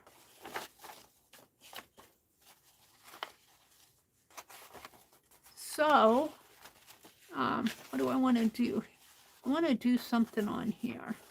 Let's look at my cards. And I'm not going to do it in ink because it'll soak through. Do it in my whatever I got out here. What do I want to do over here? Could do the heart. Ooh, I could do these. But these look best in black. I'm inspired. I'm going to turn it that way, not this one. Those take too long. Those take too... Ooh, that one. Could do some leaves. Turn it that way. Ooh, I like this one too. We did that one. And these are from... Ooh, we could do this.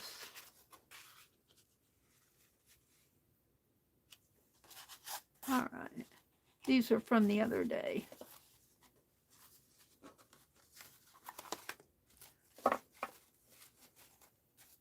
So let's do this. Now I probably won't put in the fan shape. And then let's see if I can do it any faster. I'm going to start with the green leaves. I'm going to start with these. And I'm just going to color them on here. Like so. And let's do this one down here.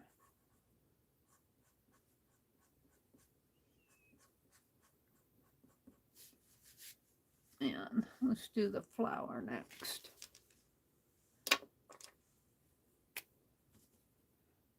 And then we'll add a flower in there.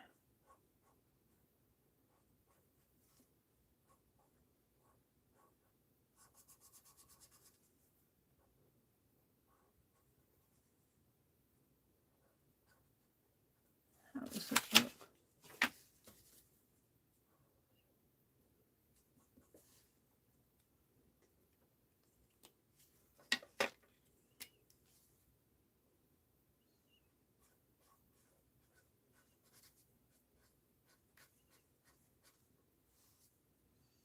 And getting a little off center here.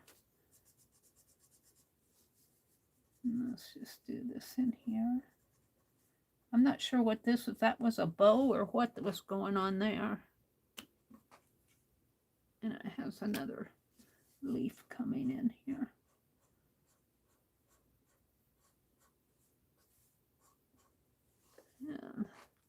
Now the darker green, I think that was the darker green. Maybe not.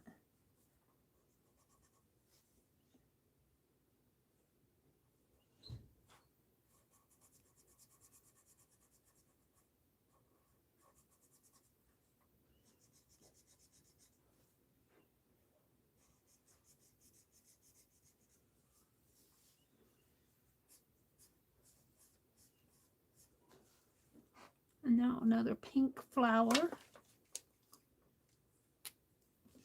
in here. See how much faster it goes once you've done it once?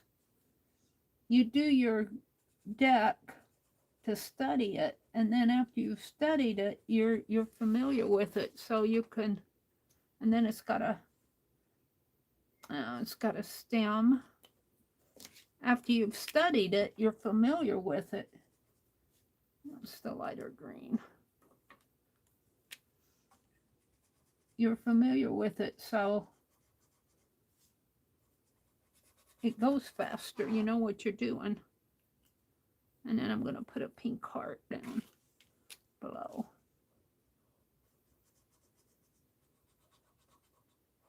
Now, I'm not sure if my Sharpie, I'm going to try my Sharpie. I'm not sure if it'll soak through. Because it's a pretty thin line. Doesn't come through too bad over here. I just want to put in some lines here. They aren't big, thick lines, that they're kind of outlining some pen work.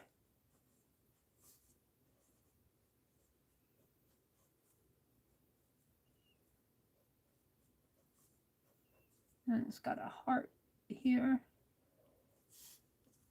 and some leaves. And then it's got the flower in here.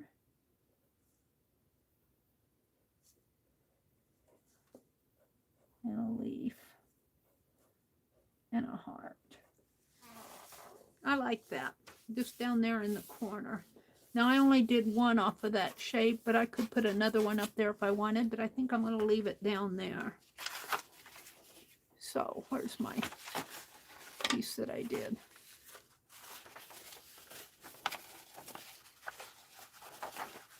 So I think I'll save these two for the next time. I think I'm done. I have to set and document all this stuff, but I'm going to do that later. Boy, are you bored? Are you bored? I don't know. This was week something or other down in here.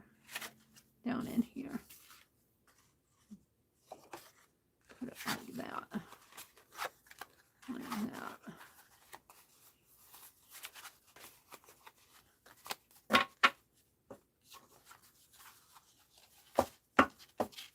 You know, I look at this and I'm so wanting to get out this black line, this black marker. I just can't help it. I can't help it. I've got to do it. I've got to. It's just a part of me. I have to have these black lines on here. I won't do it in there. Maybe in here. And on my leaves.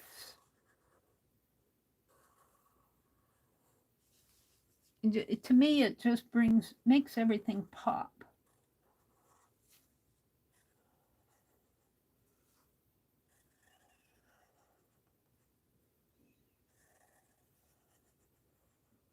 There. That's much better. Well, it could be finished off here. And let's just bring that circle down like that. And let's bring this one in like that. I like that much better. Okay. What time is it? It's 8:19. I got 45 minutes. And what I want to do is do my A. Look, I've used all except for one card. And I thought I cut extra, but if I have extra, I'll use them. That's what happens. That happens with money too. If I have extra money, I'll spend it. There's my Tombow marker. No, that's my Sharpie pen. All right, let me look at chat. Let me refresh chat and come out and talk to you guys instead of get out of all that. I'm not going to do the, well, I might do it Friday morning. I won't do this Thursday morning. I want to do some other stuff. This is Tuesday. I probably will not stream tomorrow morning. Let's see. This is Tuesday, so Kathy Berg comes on next. And I asked, let me go get her message, her comment. She told me the time. Dusty Unicorn is fairly new to me. Let me go into my videos. I think she commented on my video yesterday. Dusty Unicorn comments. No, what did she tell me? Oh, she comes on this afternoon around, I think around 2 p.m. Pacific. I think she said. She's Pacific time. I asked her, I'll have to message her, and because I can't find it right offhand. But she streams on Tuesday and Thursdays. But Kathy Berg streams. Let me go through my little list, and I need to add Dusty to this. Dusty Unicorn. I met Dusty in Pink Girlies chat. Dusty Unicorn. And I think she said Tuesday and Thursday. And I think it's Pacific time. And I think it's 2 to 4 Pacific, but I'm not real sure. But now we're Central, so that's 2 hours earlier for me. All right, so this is Tuesday. So I got Kelly Rawson for 9 p.m. Stacy is 10 a.m. Eastern. Well, of course, Kelly is Eastern time. Stacy is 10 a.m. Eastern daily. Barb Owen is on Friday. Kathy Arbor is on Tuesday at 1 p.m. Eastern. And that's all I have, except for Lisa and Tanya. I lose track of them because sometimes they stream and sometimes they don't. They're kind of, you know, they have to have breaks in their life too. But look for them in the afternoon, around 1 or 2 o'clock Central, if they stream. Also, Beth Schuler on Tuesday nights at 6 p.m. Eastern. I like to give shout outs to the streams. I don't always get it right, but I usually get corrected when I don't, and that's perfectly okay. I was going to come out and chat with you guys. I was going to come out and chat. Whoops, that's my Verizon. I was going to come out and chat. There's Becky, Friday Sews and More. Streamed 4 days ago. Popping up on my feed. Where am I? I want to go to me. Video will play soon. Live chat. Come on, get out of there. They always have to do their... Who's out here? Who am I talking to? My chat filter. All messages. Skip the ads. Okay, there we are. Kelly's here. Let's see. Clint says he'll be live at 1 p.m. in the afternoon today. So there's Clint too. Out there, 1 p.m. in the afternoon today, Clint Hedges. Kimberly dropped a link to Kelly and to Kathy Arbor and Motion 929. Who is that? Oh, to Clint. Thank you, I said Kelly, I meant Kimberly. Thank you, Kimberly. And Beth Schuler. Thank you for dropping all those links. Teresa's here. Hi, Teresa. Good morning. Good morning, Teresa. It's good to see you. It's good to see you. Let me scroll up here and talk to you folks. Kelly said it's just starting to spit snow up here in Maine. Oh dear, you're getting our last week's weather, I'll bet you. But Maine should be pretty used to snow by now. They're one of those northern states. They deserve snow. They're way up north. Kelly says, what?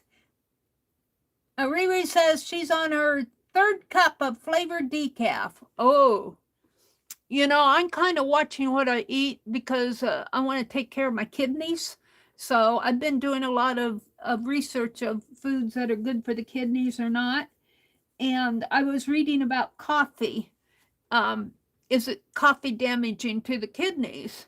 And they say it's okay to drink 1 to 3 cups of coffee a day. I usually drink 1. I made coffee when I got up this morning. Half of it's still out there on my TV tray by my recliner, and I kind of sip on it through the day.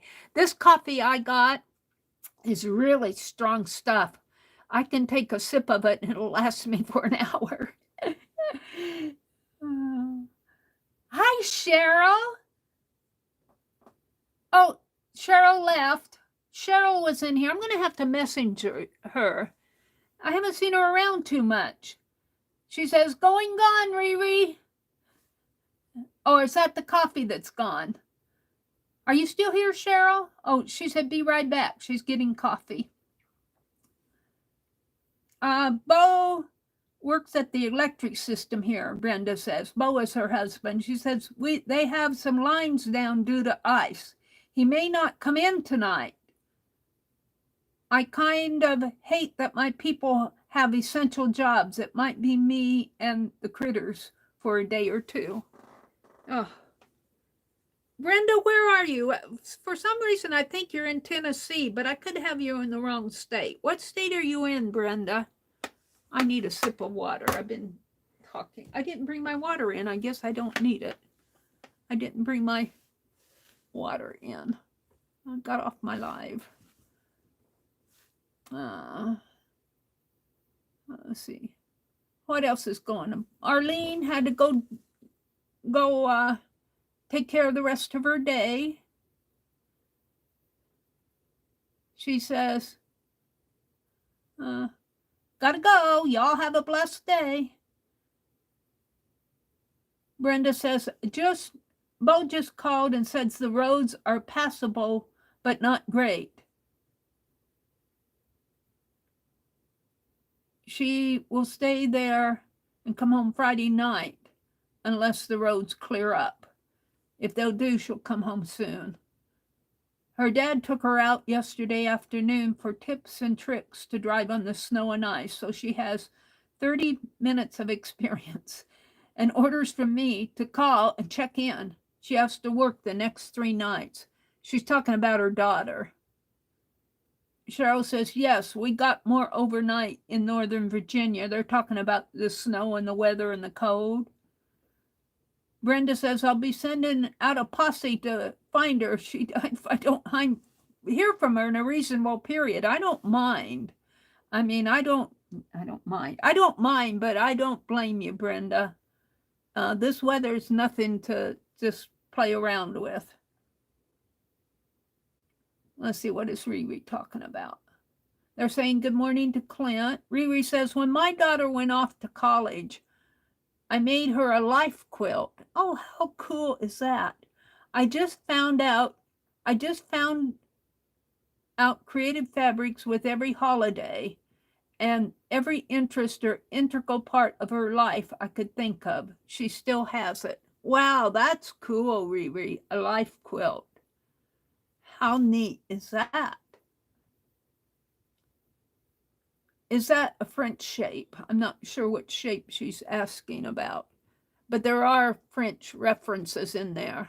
And I'm going to drop the links to all the doodles that I did today. So if you want to go out and play, You know, what I like to do is to do a motif and then pick up a part of the motif that really calls to me.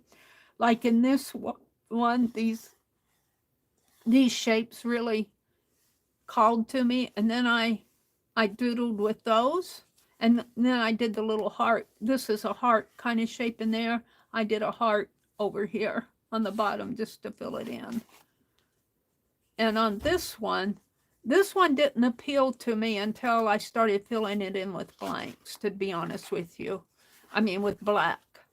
And, you know, I could go do more of this. This one to me looks like it might be some sort of a sea creature. Looks a little wild to me. That one really doesn't appeal to me, but, you know, they're not all going to appeal to you. I like how they do the filling stitches in there. I really like this one. This one appeals to me, you know, and I could finish it out, and I might. But you pick a motif, and you pick it, and then you start playing with it, and you get all these. This one, I had fun with this one. This one was a part of a larger kind of a fan-shaped floral thing, and in every panel they had a motif, and I picked this one to play with. And that's what I did over on this page over here. Only I didn't outline it in dark black because it would soak through. And then I like this too, and this was a leaf with flowers in it. And I could see putting flowers in other shapes. I kind of like that. And this one I really like. This is kind of a geometric. This came off of a page 47 of some Italian book. And what happened to my, here, these were the last ones. What'd I do? I did it on the back of this. Look, I grabbed it and did it this way. Oh dear, do I have another one of those? I guess I'm gonna have to do that one again on its own card. Because I turned this one upside down and did it on the back here. Oops. Goofed. That's what that other blank card is in here for. These are fun to do, but I will not be doing as many of these. I'm just trying to catch up. I'm only going to do 5 of these a week. 5, one challenge a week on a Sunday night stream, but I'm just trying to catch up in here. And I want to do other things. I showed my slow stitching earlier in the stream, earlier this morning. So pretty, Mary. Thank you, Kimberly. You're just too nice to me. Let's see. I double checked. What did you double check? I can't find Riri's channel. Does she do video? I don't think Riri does. Riri is on Instagram.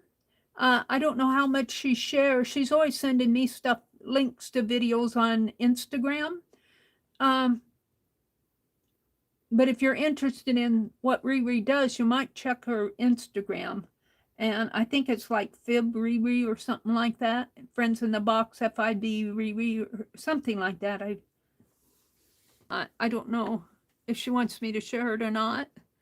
But did she leave? Oh, there's Dusty's channel. Thank you, Kimberly, for leaving all those links. I appreciate that. So let's go out. I want to do, I kind of want to do the scavenger hunt, at least the first 26 pages. And I have those stamps. And I'm going to use my stamps. Let me pull them out here without a craft-a-lanch.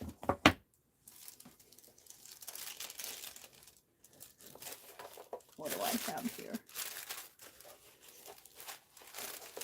On my watercolor.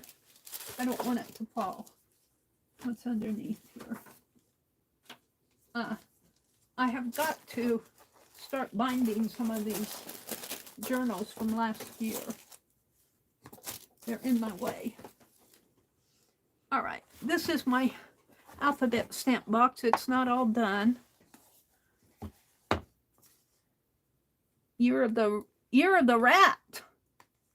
It says, I don't know what year that was. Can it open? These are my stamps. Now I want the A, because we're going to do A. On A, I have ink as my word. I'm doing an alphabet on one side and a word. A, ink. We're just going to pull it out because that's probably all I'll get done. I have, what, a half an hour? And my thought is that I'll get these done, the scavenger hunt done more if I have smaller pages. So let's grab an ink pad. I don't know if it's going to soak through. And my page that I used as a scratch page turned into a page. Let's get an ink pad. We'll just test and see. Let's get some ink out. And I think I'll do it in different colors. The A. We've got red and black and hydrangea, which is really a pretty color. Hydrangea. We've got the blue here. Another blue. I'm looking here. Blue. I got a lot of blues because I got them at the thrift store. They had a whole bunch of these on sale. Fern. There's a green. Here's a coffee colored. We're going to do the A in different colors. Here's an orange. This is a watering can, which looks like the fern green to me from a distance. And these are all archival. We'll just use those that I got out. I have the distresses too, but we're just going to use archival. This is archival. That's red geranium. I don't know if that's different from what I have out. Let me look here. See what these are. Sepia. Can I get all those A's and all those colors again? Fern green, black. And that's a die pad. Okay. We'll see how many of these I can use. I might get out a piece of scratch paper to test with. So, I've got all these different colors of A's. And red geranium. I think I got 2 of those. One is getting weak. Sepia. Ferns. Sepia. Let me get these out of the way. My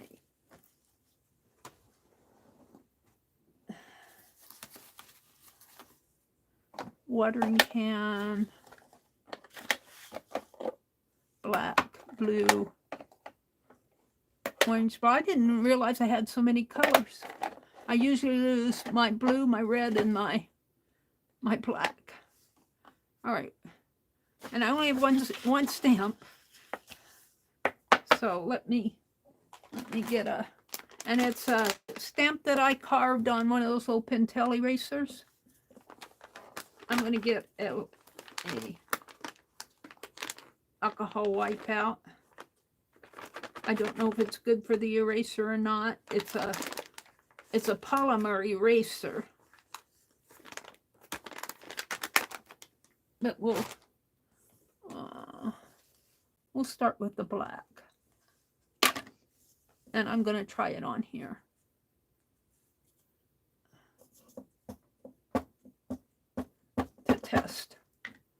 To test. This is my test page.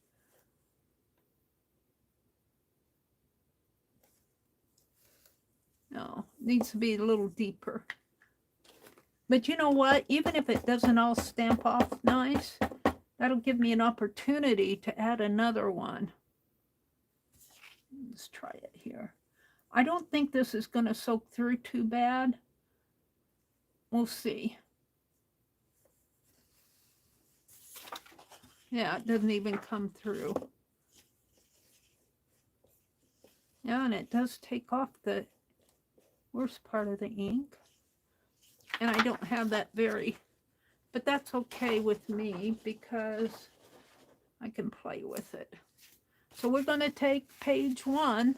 We're only going to do page 1, so I may not get all those colors used. Although I have 2, 4, 6, 8, 9 colors. 1, 2, 3, 4, 5, 6, 7, 8. We might get 9 on there if I try. But I don't have to put them all in a row. Now this makes me want to do several pages of A's.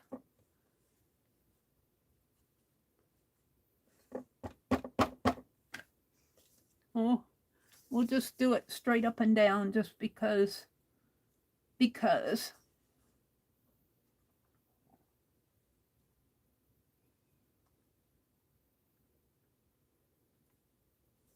And the longer you leave it on there, you're giving the page time to absorb the ink, which went on there pretty good.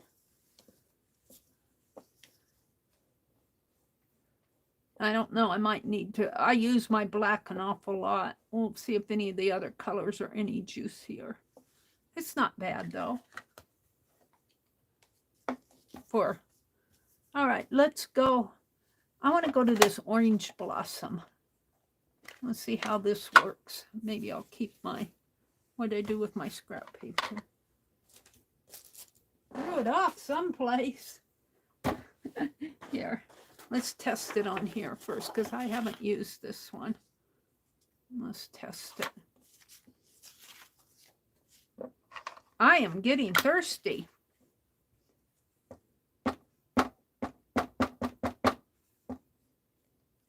And these erasers sometimes, like I noticed this leg doesn't get a lot of ink, so I try to hit it with the ink more on that side. But I'm not saying that that's gonna. All right, this is just a test page.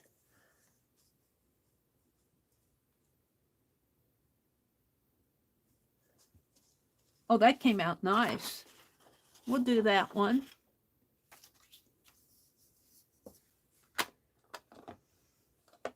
So I got all my stamps carved to Q. I still have Q to carve. And Q, R, S, T, U, V, W, X, Y, and Z. I still have them to carve. So maybe I'll be carving some stamps in one of my streams. Now I could do it upside down just for the hay of it. Let's do it upside down. Just for the fun of it.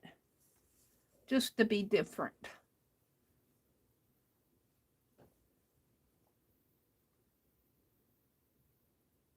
And I got to watch my time. It's 8:43. Oh, I'm liking that. AA. So my A, let's see, black, orange blossom. Let's stack them up over here. Kind of wipe it off a little. I don't think the alcohol affects the polymer. It might rubber stamps, but this is kind of a polymer's kind of a plastic. I could be wrong. I don't know. I'm not that smart. Let's do the blue. And the blue might be a little dry too. We'll see. We'll see. And I should use this sheet to put as a base when I'm stamping.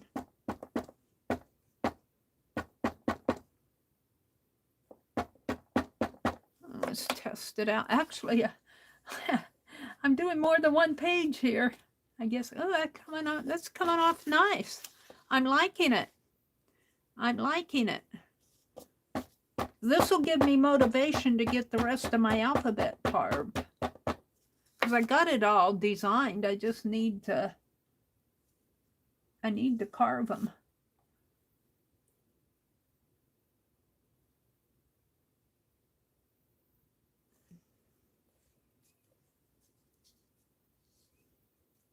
Oh, well, got a little thin in there, but that's all right.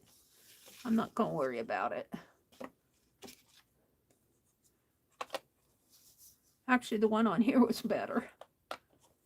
All right, so now let's go to what color? The coffee. Let's do the coffee one. Coffee is kind of like a chocolate brown.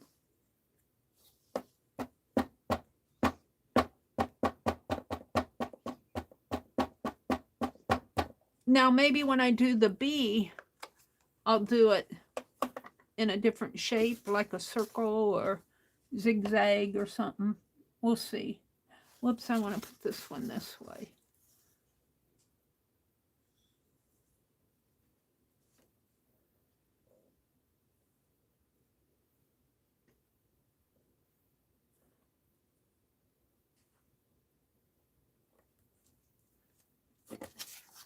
That's not too bad. This leg gets a little, it's like it's not getting the ink it needs over here. And I don't know if that's the way I carved it or what. But that's pretty consistent. This one did pretty good, but that was juicy. I hadn't used that pad much. All right, there's that one. I'm happy they don't have to be perfect. Let's go to the sepia. No, let's do this fern green.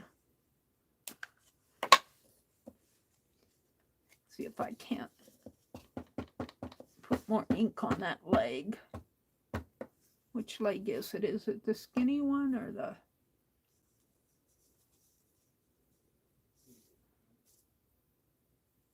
It's actually this leg over here.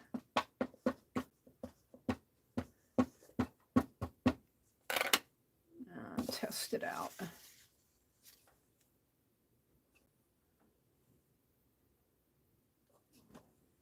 Oh, it's pretty good. That's a fern green. But you have to remember this paper is aged paper. It's not a bright white. It's a aged tan paper. Let's see if I can't get more ink on this.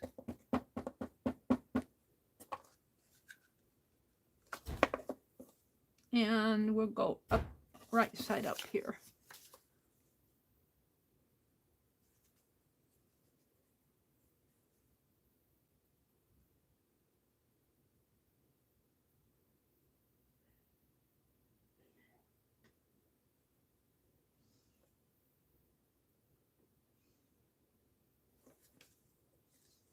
Yeah, just not getting it in there, but that's okay.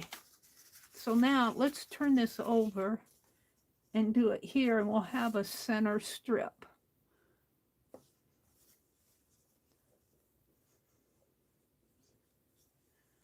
And I think I'm probably just, I think it's my inking that's doing it, because it looks okay there.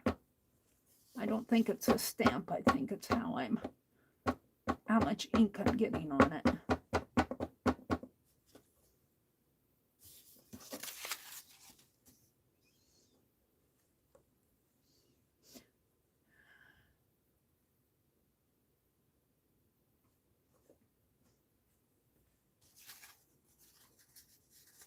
So now, I just want to start down here.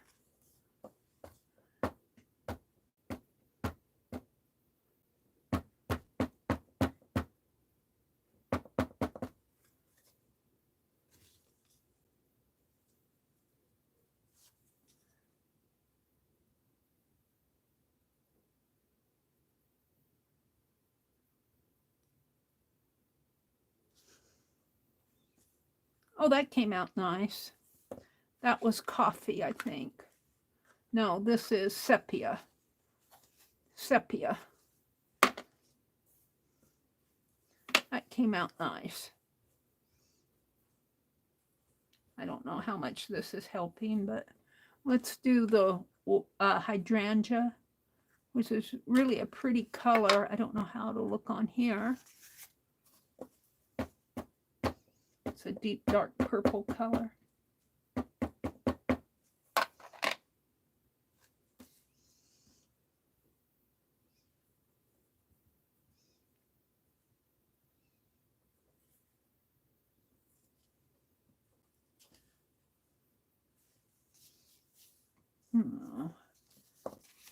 Looks kind of gray on here, but that's just the paper.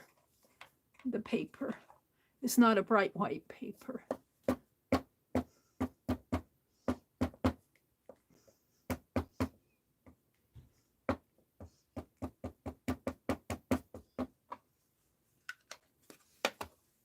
And I'm going to turn it upside down.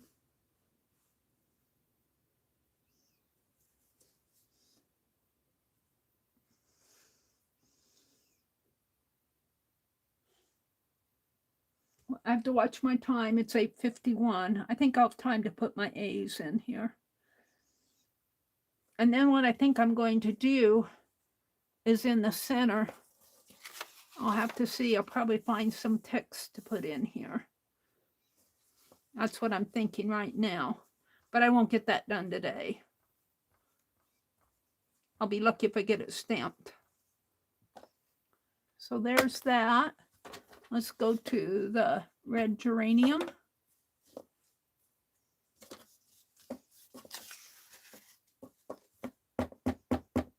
Actually, I kind of like what's going on over here because it's so free. It's so free. We might keep this as an art journal page. Let's turn it this way. We'll keep this as an art journal page.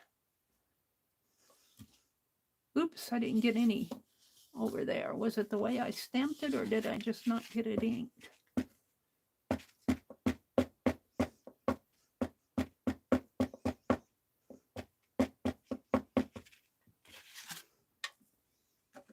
Let's try that again.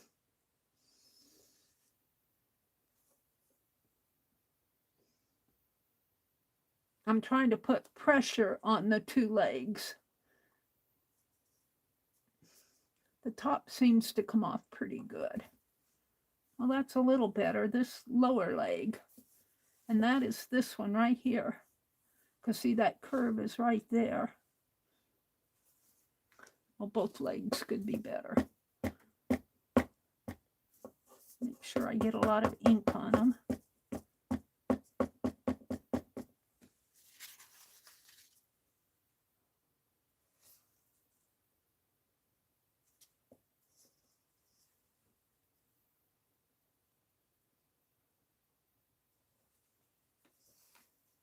Pressure on them.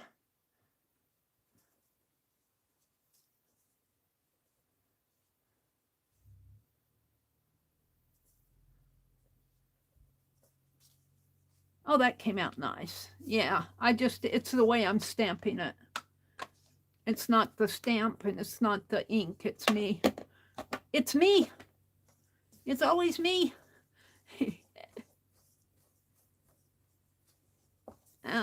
Then I got watering can, which is a gray color. Again, it's kind of muted colors. I kind of like it. I kind of like it.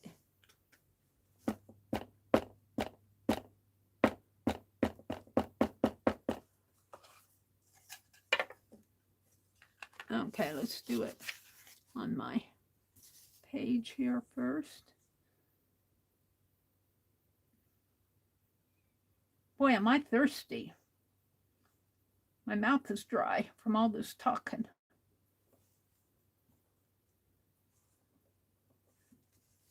Yeah, watering can is a gray color.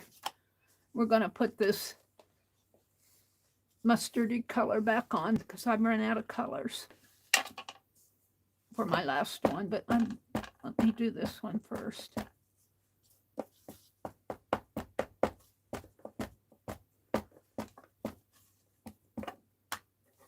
I'm going to turn this around. Oh, no, we want it upside down. Just about goofed. Now let's get that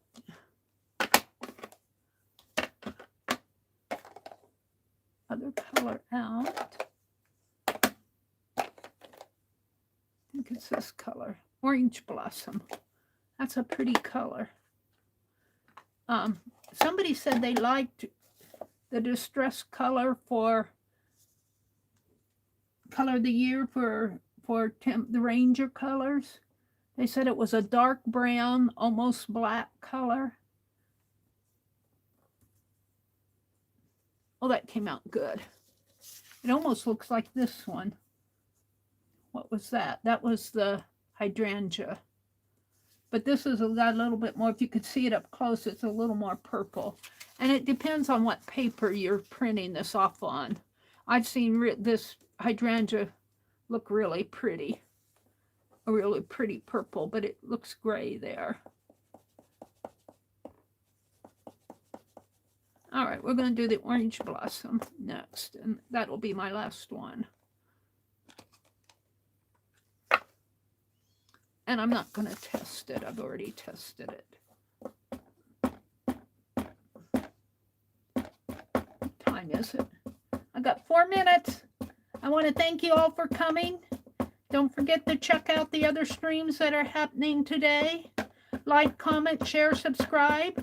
Kimberly left links to everybody who's streaming today that we mentioned. Kathy Arbor and Beth Schuler, Clint, Dusty Unicorn, Kathy Berg, and Colleen. And I think Lisa and Tanya will be on, but I'm not sure. Beth Schuler's on tonight. This one might be up a little higher. Oops. Maybe not too bad, though. Oh, came out nice. So what I'm going to do with these now, and I'm not going to do it now because I'll have to put my inks away. But what I'm going to do with this is I'm going to draw a line here and a line here, and I'm going to put some text in there. And I'm not sure exactly what it will be about, but we'll see. And I might put a border on it. And look, it didn't soak through at all. I can do my bees over here. So you're going to see me be doing this for until I get through the alphabet at least. So let me refresh my screen. Oh, let's see. Thank you, Kimberly, for doing that. I'm still, Teresa's here. Let's see. Am I?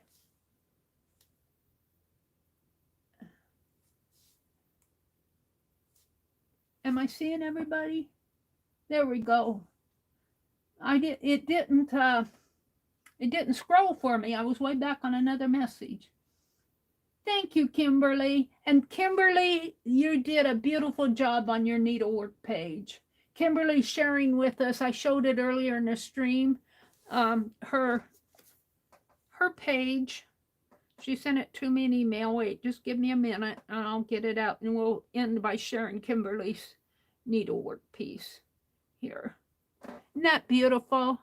Isn't that beautiful? It's got blue tones in it. Blue, is your base blue? It looks like your base fabric is blue too. Very pretty. I just love what she did with her darning stitch. Look at that. I can't do darning that good. Very nice, Kimberly. Very nice. So everybody have a good day. I will not be streaming tomorrow morning. I'm going to sleep in, to tell you, if I can. And I will be back on Tuesday morning at 4:30 in the morning. And thank you for everybody. I see Annie. Annie is, Ania. Called it Annie. Ania. Ania. Ania. Is it Ania or Ania? It's a pretty name. What a way to end my stream. Welcome in. So have a great day, everybody. Go do some art. Stay warm and stay safe.